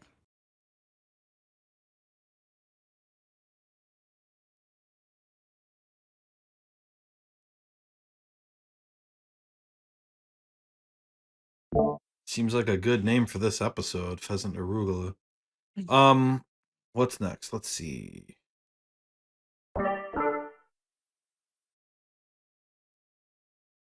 All right. That is the first challenge. Now, your mission. To the north, on the shore to the west of the Cloakwood, is a village of Gripply, frog people. They trade with Candlekeep and provide delicious crab meat. But there is something they have that they don't normally trade. It would be awkward to ask, and we don't have the resources to trade for it. We need a barrel of Gripply mucus. Find a way to get that from them and return here. Mimic the sound of a barred owl. If you can obtain the mucus, find your way back here, and sufficiently mimic that sound, you're in. You'll become a member of the livestock and be given a copy of our manifesto. A barrel of mucus? Gripply mucus? Yes.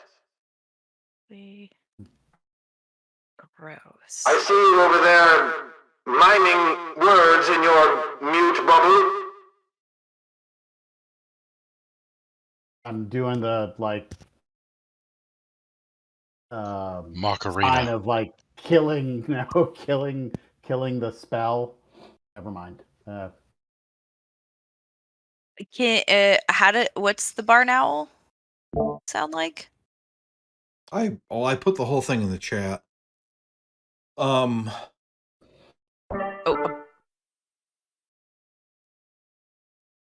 A barred owl, it's a type of owl.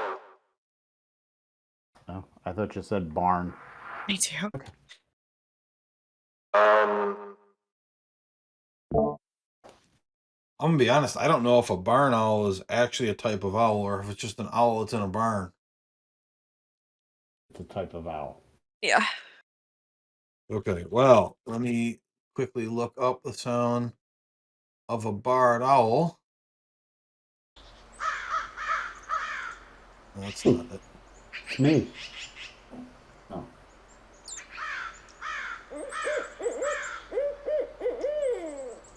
Okay.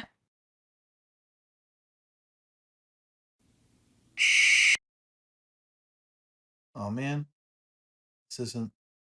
Hold on, I gotta find it. Maybe this is it.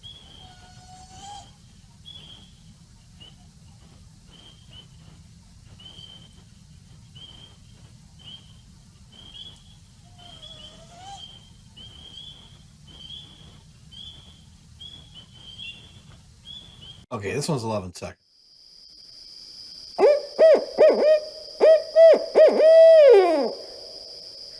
There it is. That's it. Mm-hmm. Wow.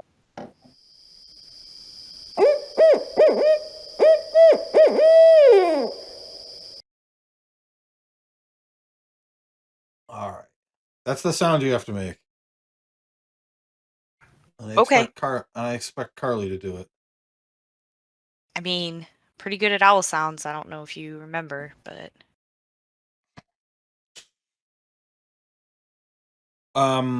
So yeah, with that, the skitter widget clamps onto the wall of the building that it's at and starts scaling the building to climb over it.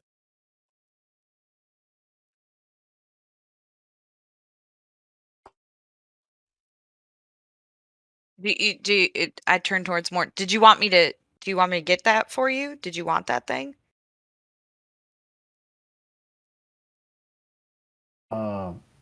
I don't know if I can actually talk. I mean, you can step out of the circle. Oh.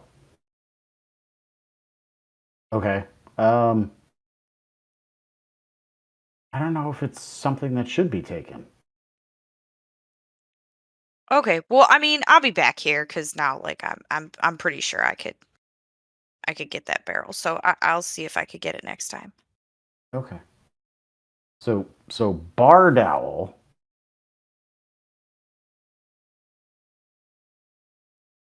You're gonna have to practice. Oh, and by that way, the one guy was Patch Varnast, and Merla was here too. I don't know who the halfling was or the dwarf, but I guess we can figure that out. You do this all the time? I mean, not all the time. But doesn't this seem super interesting right now? I mean, there's something going on here, and we got to get the books to the moon apparently. So, and I mean, Merla's not hurt. At least I thought maybe she might be in danger. I mean, Patch is still a filthy liar, but Well, I don't know if you guys took. How do you? Go ahead. I don't know if you guys took any notes. There was a lot of information there to weed out who people are and stuff, and I said a whole bunch of the names. But not Duckbean. What? We don't know who Duckbean is, right? That's who you were talking to. Yeah, but Yeah, she yeah, but means the race actual. and description and stuff. Oh no, we you never never saw figured a out. person, right? No. To be able to figure it out. Well, I guess we can start with maybe You know they trailing work at path. Walmart, though. What? I said you know they work at Walmart, though. Well, you know Merla's code name now too.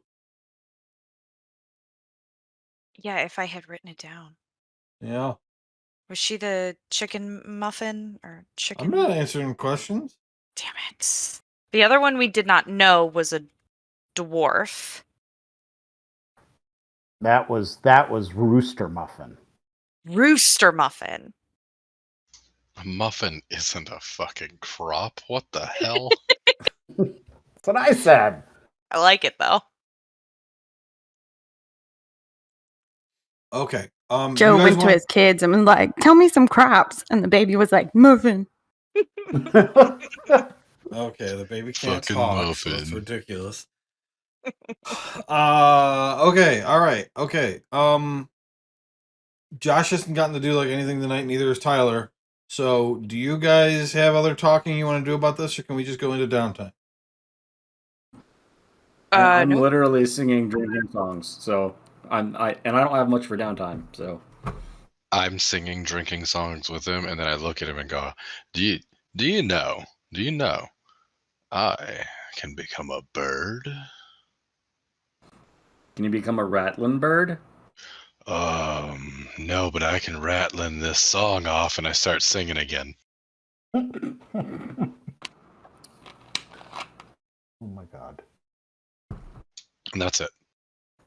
Yeah, we both get massive hangovers. We don't ever make it to the Temple of Ogma. It's very disappointing. Okay. I didn't even know that's where we were going. I I wanted just to. follow Anisha and she carries me back to wherever we stay. I don't even know where that is. You guys stay at the House of Rest. Oh, there we go. Okay. Downtime. Vesper. You're first. You already did all your stuff with irony. That I was going to do. And you finish up in the Firefly Cellar. Wow. So the first thing you have to do is, where do you want to live? My God, what do you mean? I can live anywhere I want? Well, Ebder and Galeby are going Okay. to move into the inner ward. Varnier is taking Matrius's office and quarters, and Crinkle is obviously staying in the cellar because she takes care of the Fireflies. That's right. She hasn't left there in years. Yeah, I had so, to find my way back from that exchange with Duckbean. Was there any place really nice and cozy, preferably with lots of books, near where that was? Everywhere. The entire inner ward is towers filled with books. Okay, I want to pick an apartment that like overlooks the dead end or something. Real? Okay. Sure. Let's see. I'm gonna end up like Charlie from. We'll give you some quick options here. God, I love that show.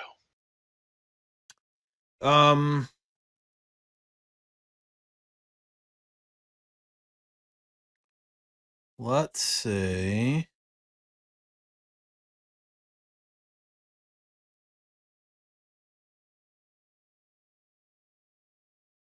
let's say that you end up staying in Harmony Tower. Nice. How's that? Did you see with the text there? Yep. You can live in the penthouse of Harmony Tower. I've got Oh a my whole gosh. list of towers here. Perfect. I love it. I'm gonna start figuring out who these people are. Your other option would be this place. The Paradigm Pillar. Oh my god. I want to do that one. Come on, Joe. It's made of rainbow. Oh, yeah. It's not made of rainbow. It's wrapped with an actual rainbow. Oh my god, I need it. Out of there. I made up like 20 towers just for general use so that I have them. Okay. So you're gonna stay in Paradigm Pillar. Yeah. Fine. Well, wait, All did right, she get the penthouse there? Like I don't where even the care. Harmony Tower? Sure. Oh. I definitely don't have Yeah, apartments. do you know who I am now? Oh my god, Who's your neighbor? Okay. I also want to see where it is on the I'm map. slightly better than average Vesper. Good point. We need to pick a spot on the map. I'll figure that out. I'll run it right down. Where is Paradigm? I mean, it has to be near the pillars of pedagogy, right? No. Oh, well, that's silly. They can't put pillars all over the goddamn place. That's ridiculous. You know, it's hard to find a lot of synonyms for the word tower. They did not have any zoning restrictions here, Tyler. Pillars did not have to be kept together. Hate this. I have Uniformity, damn it.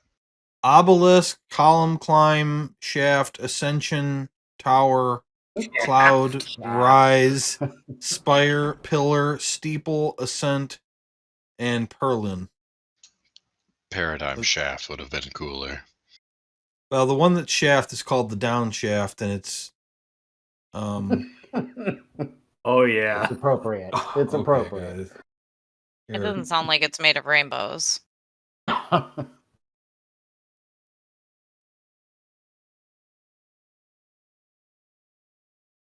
Down chapter 17 stories. Whopping stories. The others were only 4. Well, it's not that they're only okay. Anyway, your only other downtime thing, Vesper, was trying to get into the works of the Avowed. Do you want to save that for next downtime or do that now? Yeah, let's save it. Let's let other people go. Okay. All right. Falsk. Dave only has like 7 minutes left. Do we want to run through Dave real quick and then just everyone else do that after Dave We'll have leaves? everybody else go after. Right. Morn. Okay, so Morn, you're up. Let's see. You wanted to try to learn Thieves' Cant. You've got 5 of 10 weeks done.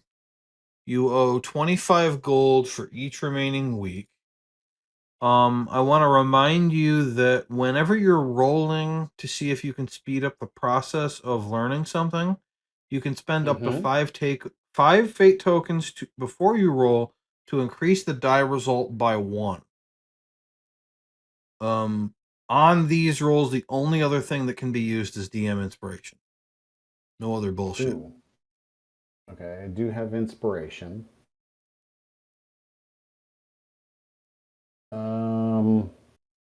Okay, and it's 5 tokens for 1 added to the dice. No, each token is 1. Oh. Up to 5. Okay. And we have 4 weeks of downtime, so I want to try and finish it in 4 weeks. Right. Okay. Okay, I'll spend 5 fate tokens. On the first roll? No, I guess wait, so if I have inspiration, I'll roll. If it's crap, I'll roll again and use the 5 tokens. Yeah, you can do that. So it's a DC 20 check using the appropriate ability score for a language. It's intelligence.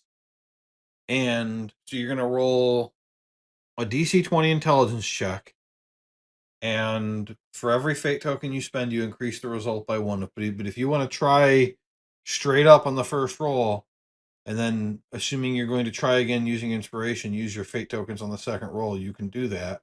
Or you can just use the fate token, and if you fail, those fate tokens will carry over into the second roll anyway. Oh, okay. Then I'll do that. And do that. Okay, so first week. Intelligence. Oh. Ouch. Okay, well, you didn't use any fate tokens, did you? Or no, you used 5. So that's a 9. So that's a failure. So if you want to use your DM inspiration, you can try again. You're starting off with 5. Yep.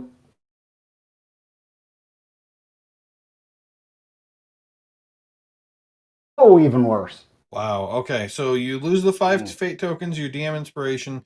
You do gain 1 week in the first week. Do you want to roll the second week? Yep. You Okay. did get another fate token for rolling a 1.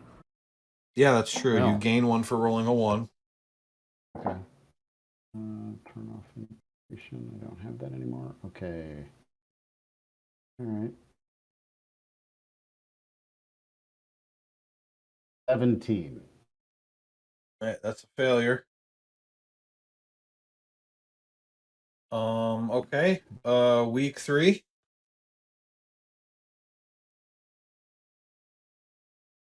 Ugh. Another failure. Okay. And the final week. Your last chance to get 2 weeks in one shot. All right. I will use. No, I'll just roll it straight up. Okay. Oop. No. Okay. So you are 1 short 1 after week that. away. Yep. So spend 100 gold for those 4 weeks. Yep. Okay. You wanted to meet K Tiger Steel and learn how to manage a temple. So you meet him, you discover from him that he is the only non-avowed that is allowed into the inner keep without a platinum ticket. He has Okay. standing ability to enter whenever he wants. But he's happy to teach you stuff. People who come here generally don't ask him to learn things. So he's happy to help you. So we can expand on that in future downtimes. But Okay. yeah, you meet him, he gets to know who you are, and you talk a whole bunch. I don't really feel any need to role play any of that. Right. Did you want to talk to Watcher about a thing? Well, it's like 9:30 now. Yeah, I don't have enough time for that. So remember to do that at the beginning of next session. Okay. The other thing was you said I needed to buy a book for the next downtime for Warcaster. You said it was something like 400 gold. Yeah, you can buy it, and yeah, you can buy that now. Okay. And then it'll be 16 weeks of using downtime to learn it, and that you can't speed up, so it's going to take actually 16 weeks. Right. Okay. Okay. Oops. Yeah. All right. Cool. Bye, Dave. Hi, Dave. Yeah. So we'll be so Have unless you fun. get done quickly, like I'm assuming we'll be done by the time you finish. So see you next time. Okay. All righty. Thanks, guys. Yeah. Bye-bye. Since Josh hasn't done anything, let's do Rigsby next. Let's start with your sharpshooter thing. Just get that out of the way. You're gonna spend 4 weeks on that. Well, we only have 4 weeks total, right? Okay, well, let's start with the other thing first then. So you begin I want to to spend at least 1 week looking into the disease. If it doesn't go well, I'll probably spend another week, and then spend the other 2 on sharpshooter. It all depends on how well the disease research goes. Right. So you get an adjutant. Your adjutant's name is Stripes. He is a male spotted tabaxi. And every time somebody points out that his name is Stripes, but he's spotted, he just gets pissed. I'd like you to make an, I guess, investigation check as you try to research this disease. Okay, is this something I can spend anything on, or is this just straight up? Not fate tokens on this, no. Okay. 15. 15. So you and Stripes are able to piece together a large variety of books on all kinds of different medical topics. Magical diseases, natural diseases, diseases caused by creatures, diseases from other realms. And you, with a 15, are able to look through and find symptoms in each of these books pretty quickly. So your research process actually moves pretty fast. And unfortunately, you don't find any disease that matches up with what you know about this disease. And so you ask Stripes, okay, we're not finding anything. We've gone through a lot of really good resources. We're not finding any answers. What's our next step? Because there's got to be this has all the information of everywhere. What do we do next? And his answer is basically, we got to find whoever the foremost expert at Candlekeep is on diseases, but he doesn't know who that is because there is no title for that. If you want to find somebody who's an expert on war or on the plains or whatever, there's a title of somebody who's that's their job, and there isn't one for diseases, but there's still got to be somebody. And so you figure out the person to talk to is a high elf woman by the name of Toralee Neranthes, who is the Secretary of Discovery. And the two of you determine that whoever the person is in Candlekeep that's going to know things about previously unknown diseases or things like that, Toralee is the one who's going to be able to direct you to that person. She'll know. She'll know who you can talk to. And she's not a great reader, which means you should actually be able to get an audience with her at some point, as opposed to the great readers who can be very difficult to track down. That okay. and that's the first week. So did you want to spend another week? Yeah, I'll spend another week talking to her and then seeing if I can get any actual research done. Okay. So make a persuasion check. Okay. 10. Okay. So working your way up the chain of the Candlekeep's internal governance and red tape, you are not able to get yourself granted a meeting with her.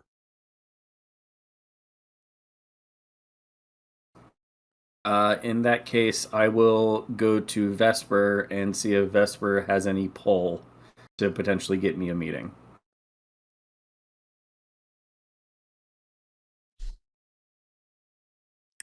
Well, here's what I'm gonna do. I mean, he just got here. He really doesn't know what he's doing.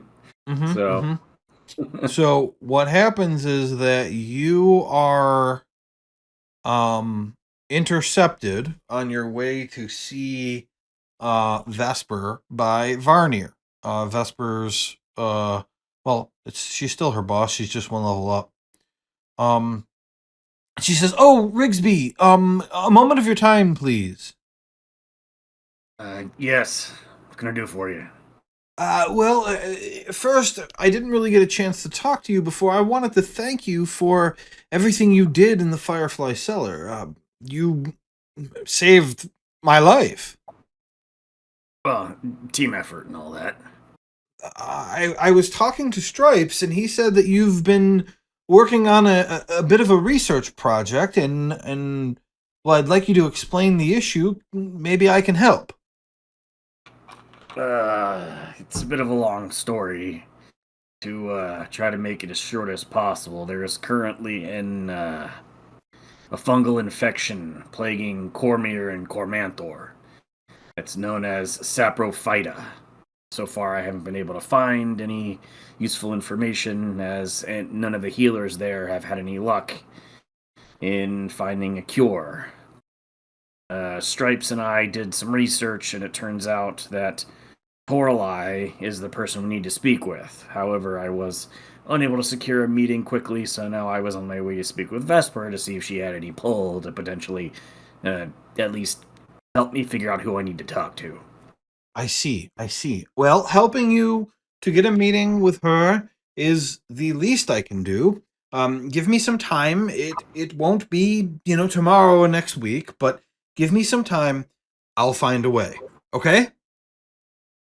Well, that's the best lead I've got. I'll take it. All right. And the rest of downtime goes by, and she doesn't come to see you until the day after downtime ends. Okay. Which basically means that's the beginning of the next adventure. Ooh. All right. So I need to take off 50 gold. Well, no, you only spent 1 week. That happened right away. Oh, it still only took a week. Okay, Your roll of 15 was to get as far as you could get before the next story starts. Gotcha. And the DC for that was a 15, so you didn't need to spend 2 weeks. Yeah. So that's 3 weeks and 75 gold off sharpshooter. Yep. Done. Okay, that's it. That's it. Excellent. We've got Felsk, we've got Watcher, and then we'll do the fate rolls next time.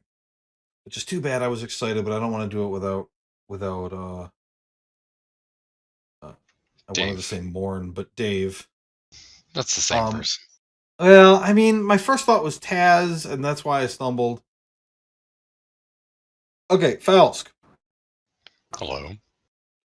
You wanted to become a bird, do some exploring of the inner ward, get your eyes on individuals who stand out from others, basically look like people from outside Candlekeep. So, you transform into a bird, you fly up into the sky, and you immediately determine that you are able to fly over the walls of both the Court of Air into the regular world, the Court of Air into the inner ward over the ocean, and back and forth, and nothing is preventing you from doing so. I want to note, and I'll probably try to remind Dave later of this, that once he went into the inner ward, he didn't see Anil again until he exited the inner ward. Okay. And maybe he'll put some thought into that. But for you, transforming into a bird, you can fly over, nothing stops you. And in your first week of flying around, you determined that almost all of the Avowed wear purple robes with the symbol of Candlekeep on them. And if you go back to the title page, I've added that to the bottom left corner of the title page. That's the symbol of Candlekeep there. Okay. Okay. Sometimes they're not purple. Middle management has nicer robes. The great readers wear whatever they want, but also typically robes. You learn that many of the jobs in Candlekeep are performed by employees who are not avowed, and they don't wear robes. I'm going to give you an update of the organizational chart that you have, and let me do that first before I start talking. Candlekeep.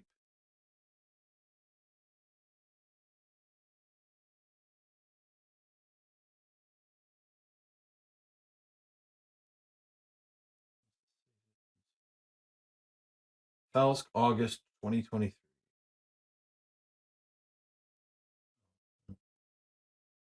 to get your DM open. So this takes what you already knew and adds in what you've learned to now. Awesome. Okay. Okay. And so all the purple on that chart are avowed. All the blue are regular employees. K Tigersteel is gold because he's the only non-avowed who's allowed into the inner ward. You also recognize that your adjutant, which is the avowed who finds books for you, is named Urk Krulak, and he is a male Aarakocra peacock. And he should be on there. He wears flowing vests and puffy pants that end just below the knee. Different color variations of that every day. He does not dress like the other avowed. Okay. Okay. Over the course of the next 3 weeks, you're going to make a perception check each day. Every day you fail, the DC goes down 1 until you succeed. Then it resets back to 20. There are 7 people other than Urk who fit your description, and we're gonna roll a D8. I made this up before I realized Urk was your adjutant, and so number 6 was him. So if you roll a 6, you'll re-roll. Okay. But he was one of them. So basically, you've got 21 days, and so do the first one, perception check. In your bird form, it uses your normal stuff. Yeah, I'm not fancy. I'm just a me bird. Yep.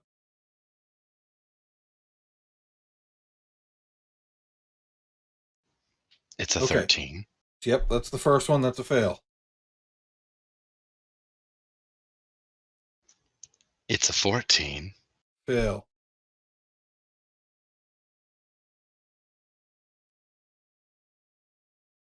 Oh God, it's an 8. Fail. It's okay. It's 3 days. It's a 19.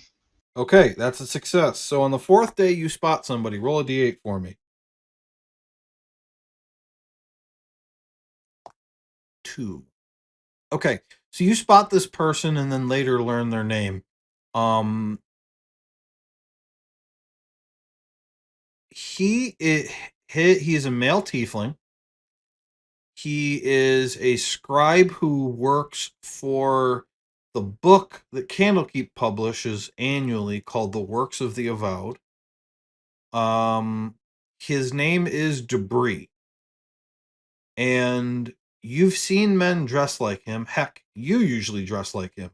He could blend into a crowd, but if he were talking to you, he'd have your rapt attention. He's a man who knows his business and can take care of it. Okay. I want to find out where he lives. Yeah, so this is full recon. You figure out where he lives. Great. I begin planning to steal Works of the Avowed.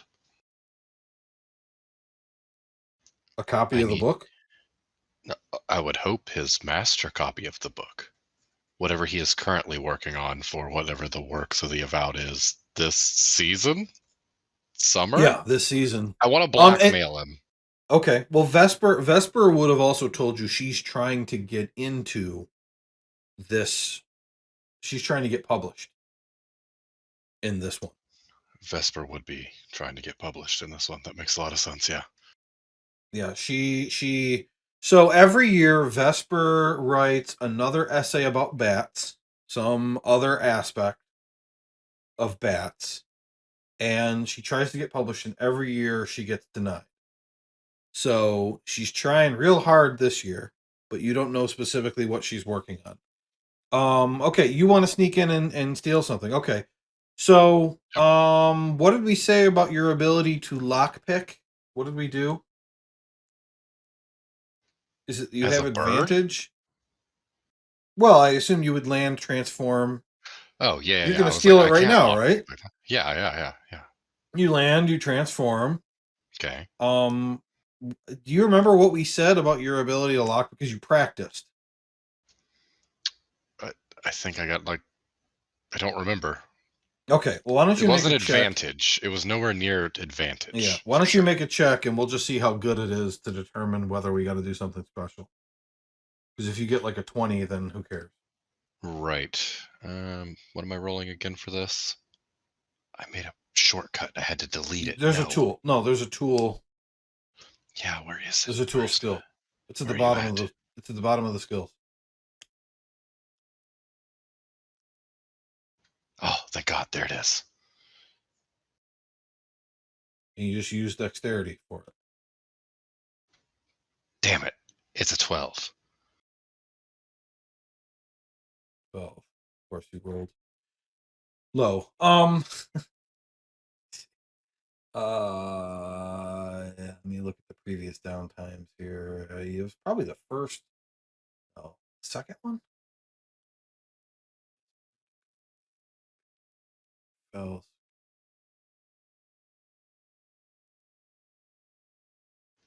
I don't know if that succeeds or not. Can I use lucky? Yeah. I mean, I'm gonna use 12 fails.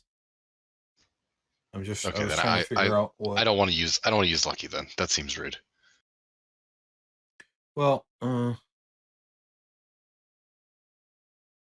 you have advantage on these. So, in the first downtime, you practiced, you messed around with your lock, picking it over and over again, and realized that all the locks in this place are the same thing. So you do have advantage on this check. Oh my God, that's ridiculous. Here's a second roll. Only because the locks are all the same. It's a 23 instead. Okay, yeah. So that succeeds. I had to go back through my other downtime notes. Yeah, so you succeed. You're in his place. Make an investigation check. And really, this is a matter of how long you have to search, because they don't really have thievery. It's not really a problem in Candlekeep. So he wouldn't really hide it. Okay. It takes you a long time. Shit. But you do find it. What I'm going to do is I'm going to say that you lose another day. That's fine. As a result. But you get it. You now have a draft copy of the works of the Avowed.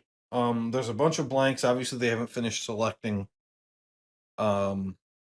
articles. Okay. Okay. Are there articles sitting near it? You mean like others that might get in? That might be selected, yes.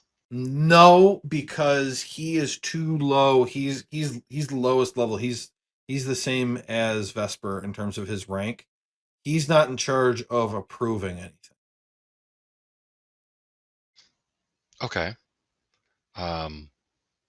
I am going to leave a small cask of wine and a note that just says building outside Candlekeep, 12 p.m., 3 days. Okay. This is a beautiful small cask of wine as well. It was found with other loot in an abandoned cart along the northeastern pathway of Vermilion, just outside of a cemetery. That's how good it is. Ooh. All right. There was a lot more to your plan here than I thought there was going to be, so we may not even be able to finish. We don't need to finish this is many days away. Maybe it can be the beginning of the session, whatever you want to do. It's fine. Yeah. Okay. All right. So what do you do the next day? Are you going to keep looking for more people, or are you done? Nope, I'm still identifying people. I'm trying to find people who I think might be similar to myself, placed in a position that they were not supposed to be in, and acting in a manner that does not befit the station that they serve. I wanna find the what's his face for the Zents. I understand. I understood that that's probably what you were looking for, but Yeah. okay. Let's finish the 3 weeks, and then we can do whatever interactions next time. So we got to do debris next time. Okay. So 1, 2, 3, 4, 5. So this is day 6. Make another perception check.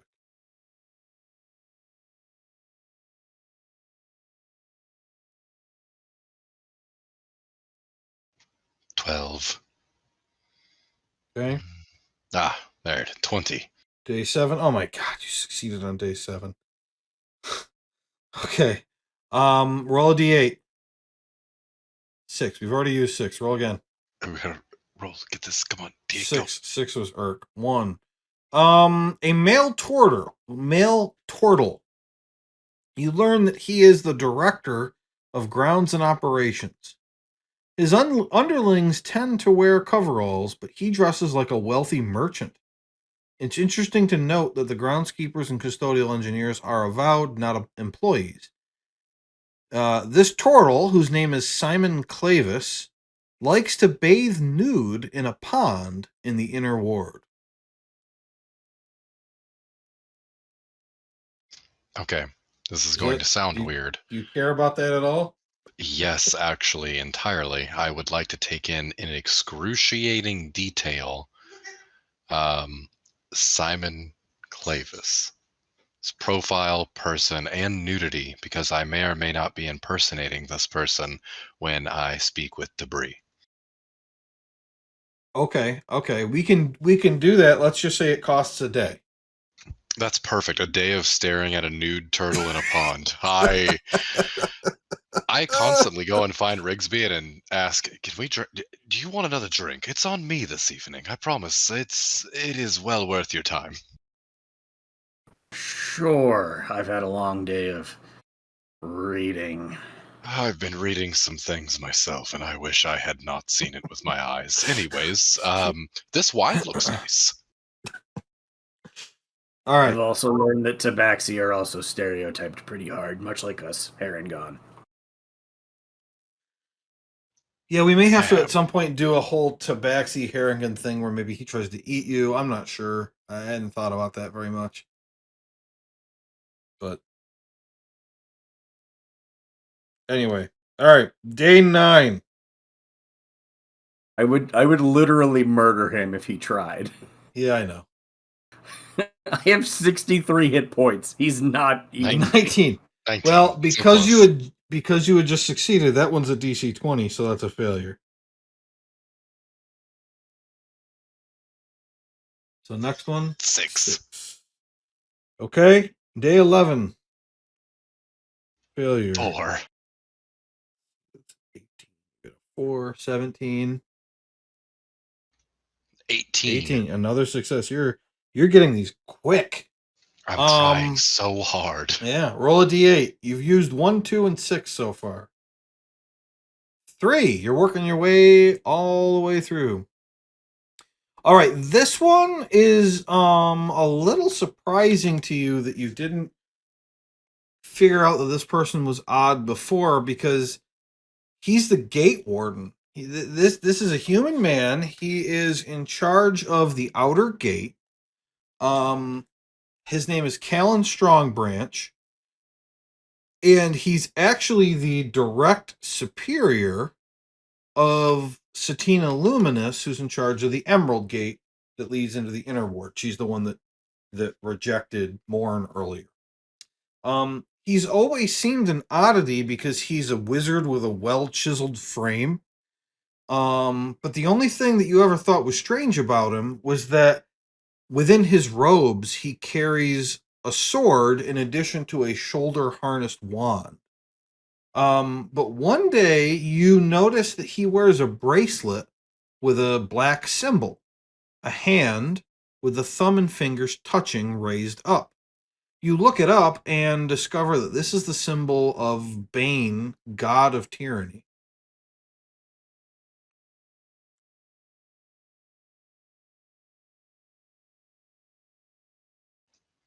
Okay. I want to use the rest of my time to just follow Kalen, trying to identify if there's anything blackmailable, or if he's abusing his station or power. And that will be the rest of the time. Okay. So the rest of the time. I will spend the rest of what is that, like a week and a half to almost 2 weeks? 1, 2, 3, 4, 5, 6, 7, 8, 9 days. I'm a bird that just keeps appearing near Kalen. Also, did I see other birds when I was in the inner ward, or was I the only bird in the inner ward? I mean, seagulls and shit fly over the walls constantly. Okay, cool. Just making sure that I wasn't standing out too much. No. There's birds all over the place, and you kind of realize, well, obviously this is how Vanique got in. She just flew over the wall. Yeah. But you do notice that you don't ever. I mean, this place is full of wizards and stuff. You never see any like person fly up into the sky and fly over the walls. Right? It's just birds. Interesting. Okay. Like, okay. if you went to like a well-populated place full of wizards, like the wizard area of like Waterdeep, like there's people fucking flying around all over the place. And it's just strange, this place being full of wizards and sorcerers and the like, and none of them ever, like, you might see them flying now and then, but they never fly over the walls. Ooh, okay. I'm going to have a conversation with Vesper at some point. I have Sure. questions. So, what we're going to have to do next week, let's see, he got 1, 2, 3, and 6. So next time we play, we're going to have to do your interaction with debris. We're going to have to do the Callum Strong branch thing, and we have to do Watcher's downtime. No, wait, did we do Watch? We did Watchers. We didn't do... Whose did we do? We didn't do Watchers. We didn't do Watchers. Okay. And then, not Taz, Morn wants to talk to Watcher about something. Yeah. Okay. So we got to do this one, Morn, talk to Watcher, downtime. Okay, yeah. So next session, we'll have to handle that stuff.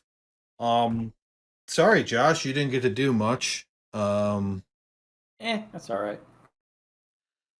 I got to increase my dexterity. I'm pretty happy. And you drank heavily with Falsk regularly. Yeah, I did. As usual with our group, everything takes a lot longer. I thought, like, I worked hard to get ready for that next story because I was sure we were going to spend at least an hour on it. And we're not even We had so much fun, though. Well, I hope so. I had fun. You have to gauge with the group whether you can ask the "Do you do anything?" question, or if you just move on. Well, the thing is, if I thought that they couldn't get anything out of planning and all of that, I would have stopped them. But because Merla was specifically, she was staying out of the Court of Air entirely. Because that ended up being where you went with it, where you were just going to go to the hearth and stake out for her. It ended up having no chance at working. But you still got information out of it because you figured out that was the case because Echo got a natural 20. And you figured out, oh, she's just not coming to the Court of Air. Yeah. So you still got information out of it. I also feel like we did like a lot of character building. Yeah. No, it's good. Also, conspiracy theories are fun. So there we were, conspiracy theorizing. I'm actually. I learned that Watcher doesn't trust Rigsby at all, which is good to know. Or you're Falsk, new. Apparently, because that's fair. Falsk was Watcher's favorite until he did some things, and then Watcher didn't trust him anymore. Watcher wanted to be like sneaky like Falsk in the beginning, but Yeah, I'm gonna yeah. add back in for this downtime Vesper and Works of the Avowed, because now that Falska's doing this whole thing, I think it makes sense for us to do that scene. Yeah. So I want to go back and do that before we start the next adventure, because he's going to blackmail this guy, and I don't know where all of that's going to go. So I think it makes sense to actually do that, because we've got some things connecting. I want you guys to also understand that a lot of the bullshit I'm adding in has to do with stories that we're just not at yet, and so a lot of pieces are going to come together when we eventually hit whatever story these random bits are about. So as I'm adding in crazy stuff like duck bean and everything, understand that like a lot of it isn't insulated to something I've made up. It actually has something to do with a story, and it's how you're getting your into that story later, just differently than how they wrote it in the book. I like to think that Candlekeep is going to end up on the moon, and Well, sure. fuck anything else. That sounds great. I'm not saying that it won't. I'm ready to shoot stuff next time with the 17. Do we have? We don't have like a time that they need me to go get this barrel, right? They didn't say you did. Okay. Shit, I lost my train of thought. I know Kristen wants to leave. Two things. Talking about Falsk. One was so for the because I was just really excited about this for the fate rolls next time. What we're gonna do is you're going to make a fate roll. You can add as many of your fate tokens to the roll as you want, and depending on how high you get, you're going to get something that is either a temporary bane, an interesting interaction where you can earn something, you will receive something, you will gain a temporary boon, or you will gain a permanent boon, but you have to roll really high. There are results that only happen after 100, meaning that if you don't use fate tokens, you can't possibly get that stuff. So is one I of rolled those a 91 earlier. Can I just keep that for next time? No, you cannot. Is one Is of the 74 going to be good? Is that a good number? Because that's what I'll probably roll. 74 would be on the low end of a temporary boon. What if one wanted a permanent boon that was constitution based, you know? Mm-hmm. Permanent boon that was constitution based. Why would you want that? Let me tell you why. There are things that will help with that, but I don't think. Well, there is I think there is one. Oh my god! Increasing ability score by 2. Damn it! I wasted that. Why are you guys wasting Harley, these? Harley! That was amazing. I just wanted to see. Oh my god! I have never, and will never again. You should tell your mother you won D&D. Okay, because you did today. So anyway, that's what that's going to be like. I've been really excited to use this chart because I've got all kinds of shit in there, and so we'll be able to do that next time. And there was one other thing, but I can't remember what it was. So, I guess that's it. Anybody who wants to leave, thank you for playing. Have a good night. Thank you. But Carly, I'm looking up the sessions. Wild Cards is a week from today, and then Candlekeep's 2 days later. So we have 2 sessions next week. Oh damn! I have D&D 3 nights in a row next week. So do I. That's why I was worried about. What if we finish because I don't have the next story prepared at all yet? But ended up not even coming close to being true. You should. Carly, what'd you think of the? Love conspiracies. Oh yeah. So what did you think of Duck Bean? I loved it. It reminded me of what is that fucking video game?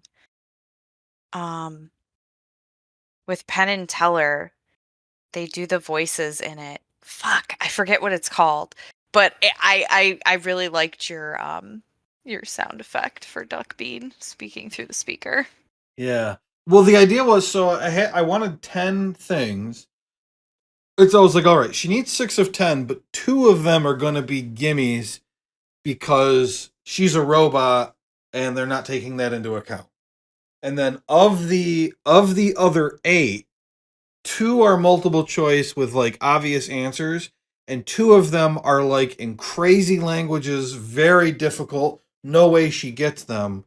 And you got one of them right. Like unbelievable. And then the last few were kind of low DC checks and skills that you weren't any good at. There was 2 that I think it was Intelligence was one was definitely intelligence. I can't remember the other one where it was going to be hard. And then like the gear and all that was just a matter of can you figure out a way to get it. yeah. And the Tinker's tools plus strength, like you succeeded. Like what you did worked. So my guess was that you were going to get 7 of 10, and I think you got 8. You failed one at the end because you didn't use any fate tokens, and then you only missed it by 2. Mm-hmm. Yeah, I liked that a lot. I was a little nervous because I was like, "Oh crap, riddles! I need somebody to talk to." No, it wasn't a riddle. It was a test. Yes. None of it was a riddle. But I was hoping you'd kind of, as soon as I was like, try not to puke, that you were gonna be like, okay, well. They're like all mysterious and shit. They bring out this fucking chair, and then even then it didn't shake that much. I thought maybe they were gonna try to electrocute me. I honestly thought it was going to be electrocution too. I was like, holy shit, this is getting weird. Yeah. Oh, it's Borderlands. Oh, Has Borderlands. anyone ever played Borderlands? Yeah. Yes. You're thinking of, what's his name? Clank or whatever? Crank. Oh, you mean a little robot guy? Yeah, he kind of talks like that too. But they have like an arena, and Penn and Teller do the voices for one of like the big boss fights, and that's what it sounds like. Oh, okay.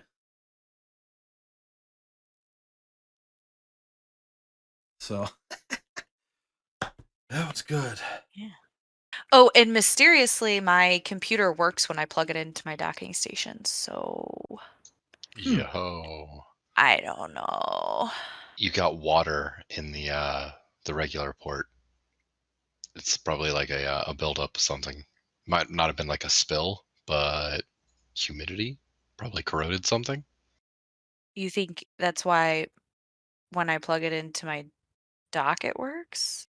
And not that doesn't make any sense. Is it the same? It's not the same plug that your dock does, right? Versus just like plugging it in with a cord. Yeah. Oh shoot! Oh right, Mac. Right, I should have. None of them were working. Yeah, and none of them were working with my charger. But I don't know. I'm gonna move everything over to the PC that I have. You've made a good choice. Okay, guys. Everybody catch up on BG3 so I can talk to you guys about it. I want to talk about stuff. Bro, it's gonna take me forever.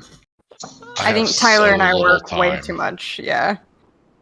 So I did something earlier, right, like kind of like right before this game started, that was so amazing. I took screenshots, but I can't share because spoilers. It's like. So my assumption is that Tyler will stay the farthest behind, so I'll just make him update us on where he is, and we can all go from there. I haven't even started yet, so I think I am the furthest behind.